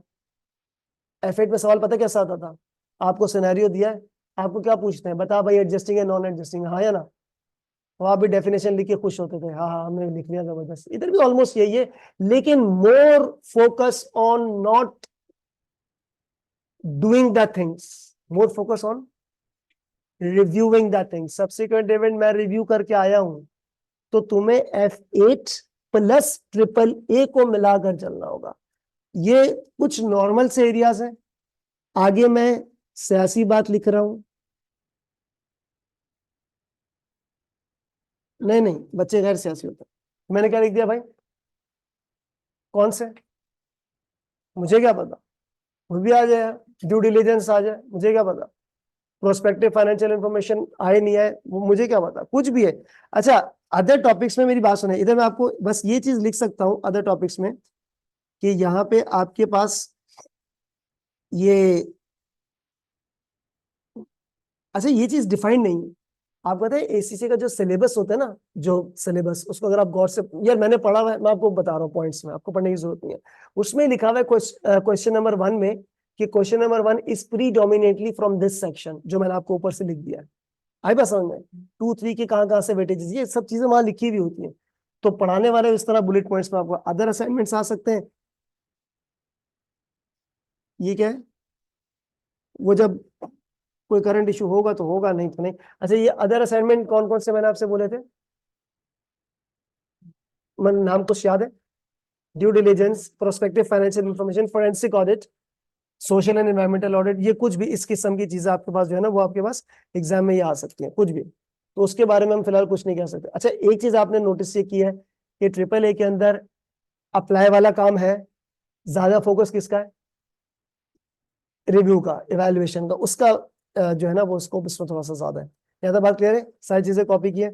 अच्छा कल अभी आज यहीं तक रखेंगे, कल जो है ना हमारी क्लास सेम टाइमिंग पर ही होगी, और कल हम लोग स्टार्ट करेंगे हमारा पहला topic, and that is the risk assessment. क्या स्टार्ट करेंगे, रिस्क। अच्छा वो तरतीब सुन ले, पढ़ने की पढ़ाने की, स्टार्ट हम लोग करेंगे यहां से। ये क्या है? ये F8 बच्चों वाला नहीं है, तो बच्चों वाले तरीके से स्टार्ट करें। स्टार्ट कहां से करना है? एक छोटा सा काम आपने ये करना है, आज कर लें, कल कर लें, कोशिश करें इसी वीक में करें, ज्यादा लंबी चौड़ी दास्तान भी नहीं। SBR ताजा ताजा पढ़ा है या एक दो टाइम पहले पढ़ा है, जब भी पढ़ा है, अपना रजिस्टर जो आपने मेंटेन किया है बस उसको ऐसे हल्का फुल्का सा घुमा दे रहे, ऐसे घुमा के ऐसे रख नहीं देना। अगर जैसे मिसाल, अब आप बैठे हो, आपने बोला भाई ठीक है यार वो IFRS 5 की कंडीशंस देख लेते हैं। अच्छा अच्छा, अच्छा ये जबरदस्त, ठीक है, हो जाएगा आराम से। अभी आप घर जाओ, IFRS 5 और IS 12 तो नहीं होगा, तो कोई भी दो तीन बच्चों वाला ISS पढ़ लो, कुछ भी नहीं। उसकी रीजन मैं आपको बताऊं, सुने। हाँ, वन पढ़ के आ जाऊंगा। अच्छा, मैं एक समरी है मेरे पास IS की, एक्सक्यूज मी, जो SBR की जो आपकी है ना, वो BPP की जो बुक है, उसके बैक पे समरी होती है। एक्सक्यूज मी, इधर लिसन, एक्सक्यूज मी, हेलो। नहीं नहीं, वो अभी पढ़नी है, आजकल में ही, सुने, इधर सुनो। उसमें इधर वो IS IFRS की समरीज है, पूरे वो स्केच की फॉर्म में बनी है। That's very good to revise. और जब मैं पढ़ाऊंगा तो आप जिस तरह F8 में करते थे, इधर पहले मैं अकाउंटिंग को डिस्कस करूंगा, उसके बाद ऑडिट, लेकिन आपने अपने पार्ट पे रिवाइज करना है। जब तरतीब सुनने, एक्सक्यूज मी, पहले हमने ये पढ़ना है, व्हाट इज दिस, रिस्क और प्रोसीजर्स। रिस्क और, अच्छा इसके अंदर ना ये बहुत बड़ा एरिया है, सुनो, बहुत बड़ा एरिया। एरिया क्यों? पहले इसमें सिंगल कंपनी का आएगा, फिर कंसोलिडेटेड का आएगा। आएगा समझ में? Single entity, group financial statements, ठीक है। तो ये it's a big area, it's a big area, उसके नंबर भी ज्यादा है, 30-35 है। फिर उसके बाद हम आगे प्रोसीड करेंगे आपके पास एथिक्स और रिपोर्टिंग के ऊपर, सही है। फिर बाकी अदर असाइनमेंट जो है वो बाद में चीजें आती हैं। तो कल, एक्सक्यूज मी, ऑनलाइन बच्चे बेटा, कल सेम टाइमिंग पर आपके पास क्लास है 6:30 बजे, और कल हम अपना पहला टॉपिक स्टार्ट कर देंगे रिस्क असेसमेंट का, ठीक है। हाँ, मंडे, वेडनेसडे, थर्सडे, फ्राइडे। बचा ट्यूसडे, वो बाद में ऐड होगा, उसमें क्या है। आज क्या है? आज वेडनेसडे, कल Thursday same timing, Friday same timing, Monday same timing. वो बताऊंगा ना मैं आपको। क्या कह रहे हैं? सैटरडे, सैटरडे में लिखा था, या हो सकता है वो लिखा वो कुछ हो गया कम्युनिकेशन, लेकिन मैंने बता दिया भाई, कल आपकी क्लास है, एक्सक्यूज मी, कल भी और फ्राइडे भी, ठीक है। चलो बाय बाय, खुदा हाफिज। बेटा अभी तो शुरू हुआ है कोर्स, अभी कहाँ से कंप्लीट करना है जी। सैयदा जोहा बेटा, ये जो नोट्स वगैरह वो मैं आपको बता दूंगा ना, एक गूगल ड्राइव क्रिएट कर दूंगा, नोट्स आ जाएंगे उसमें सारी चीजें।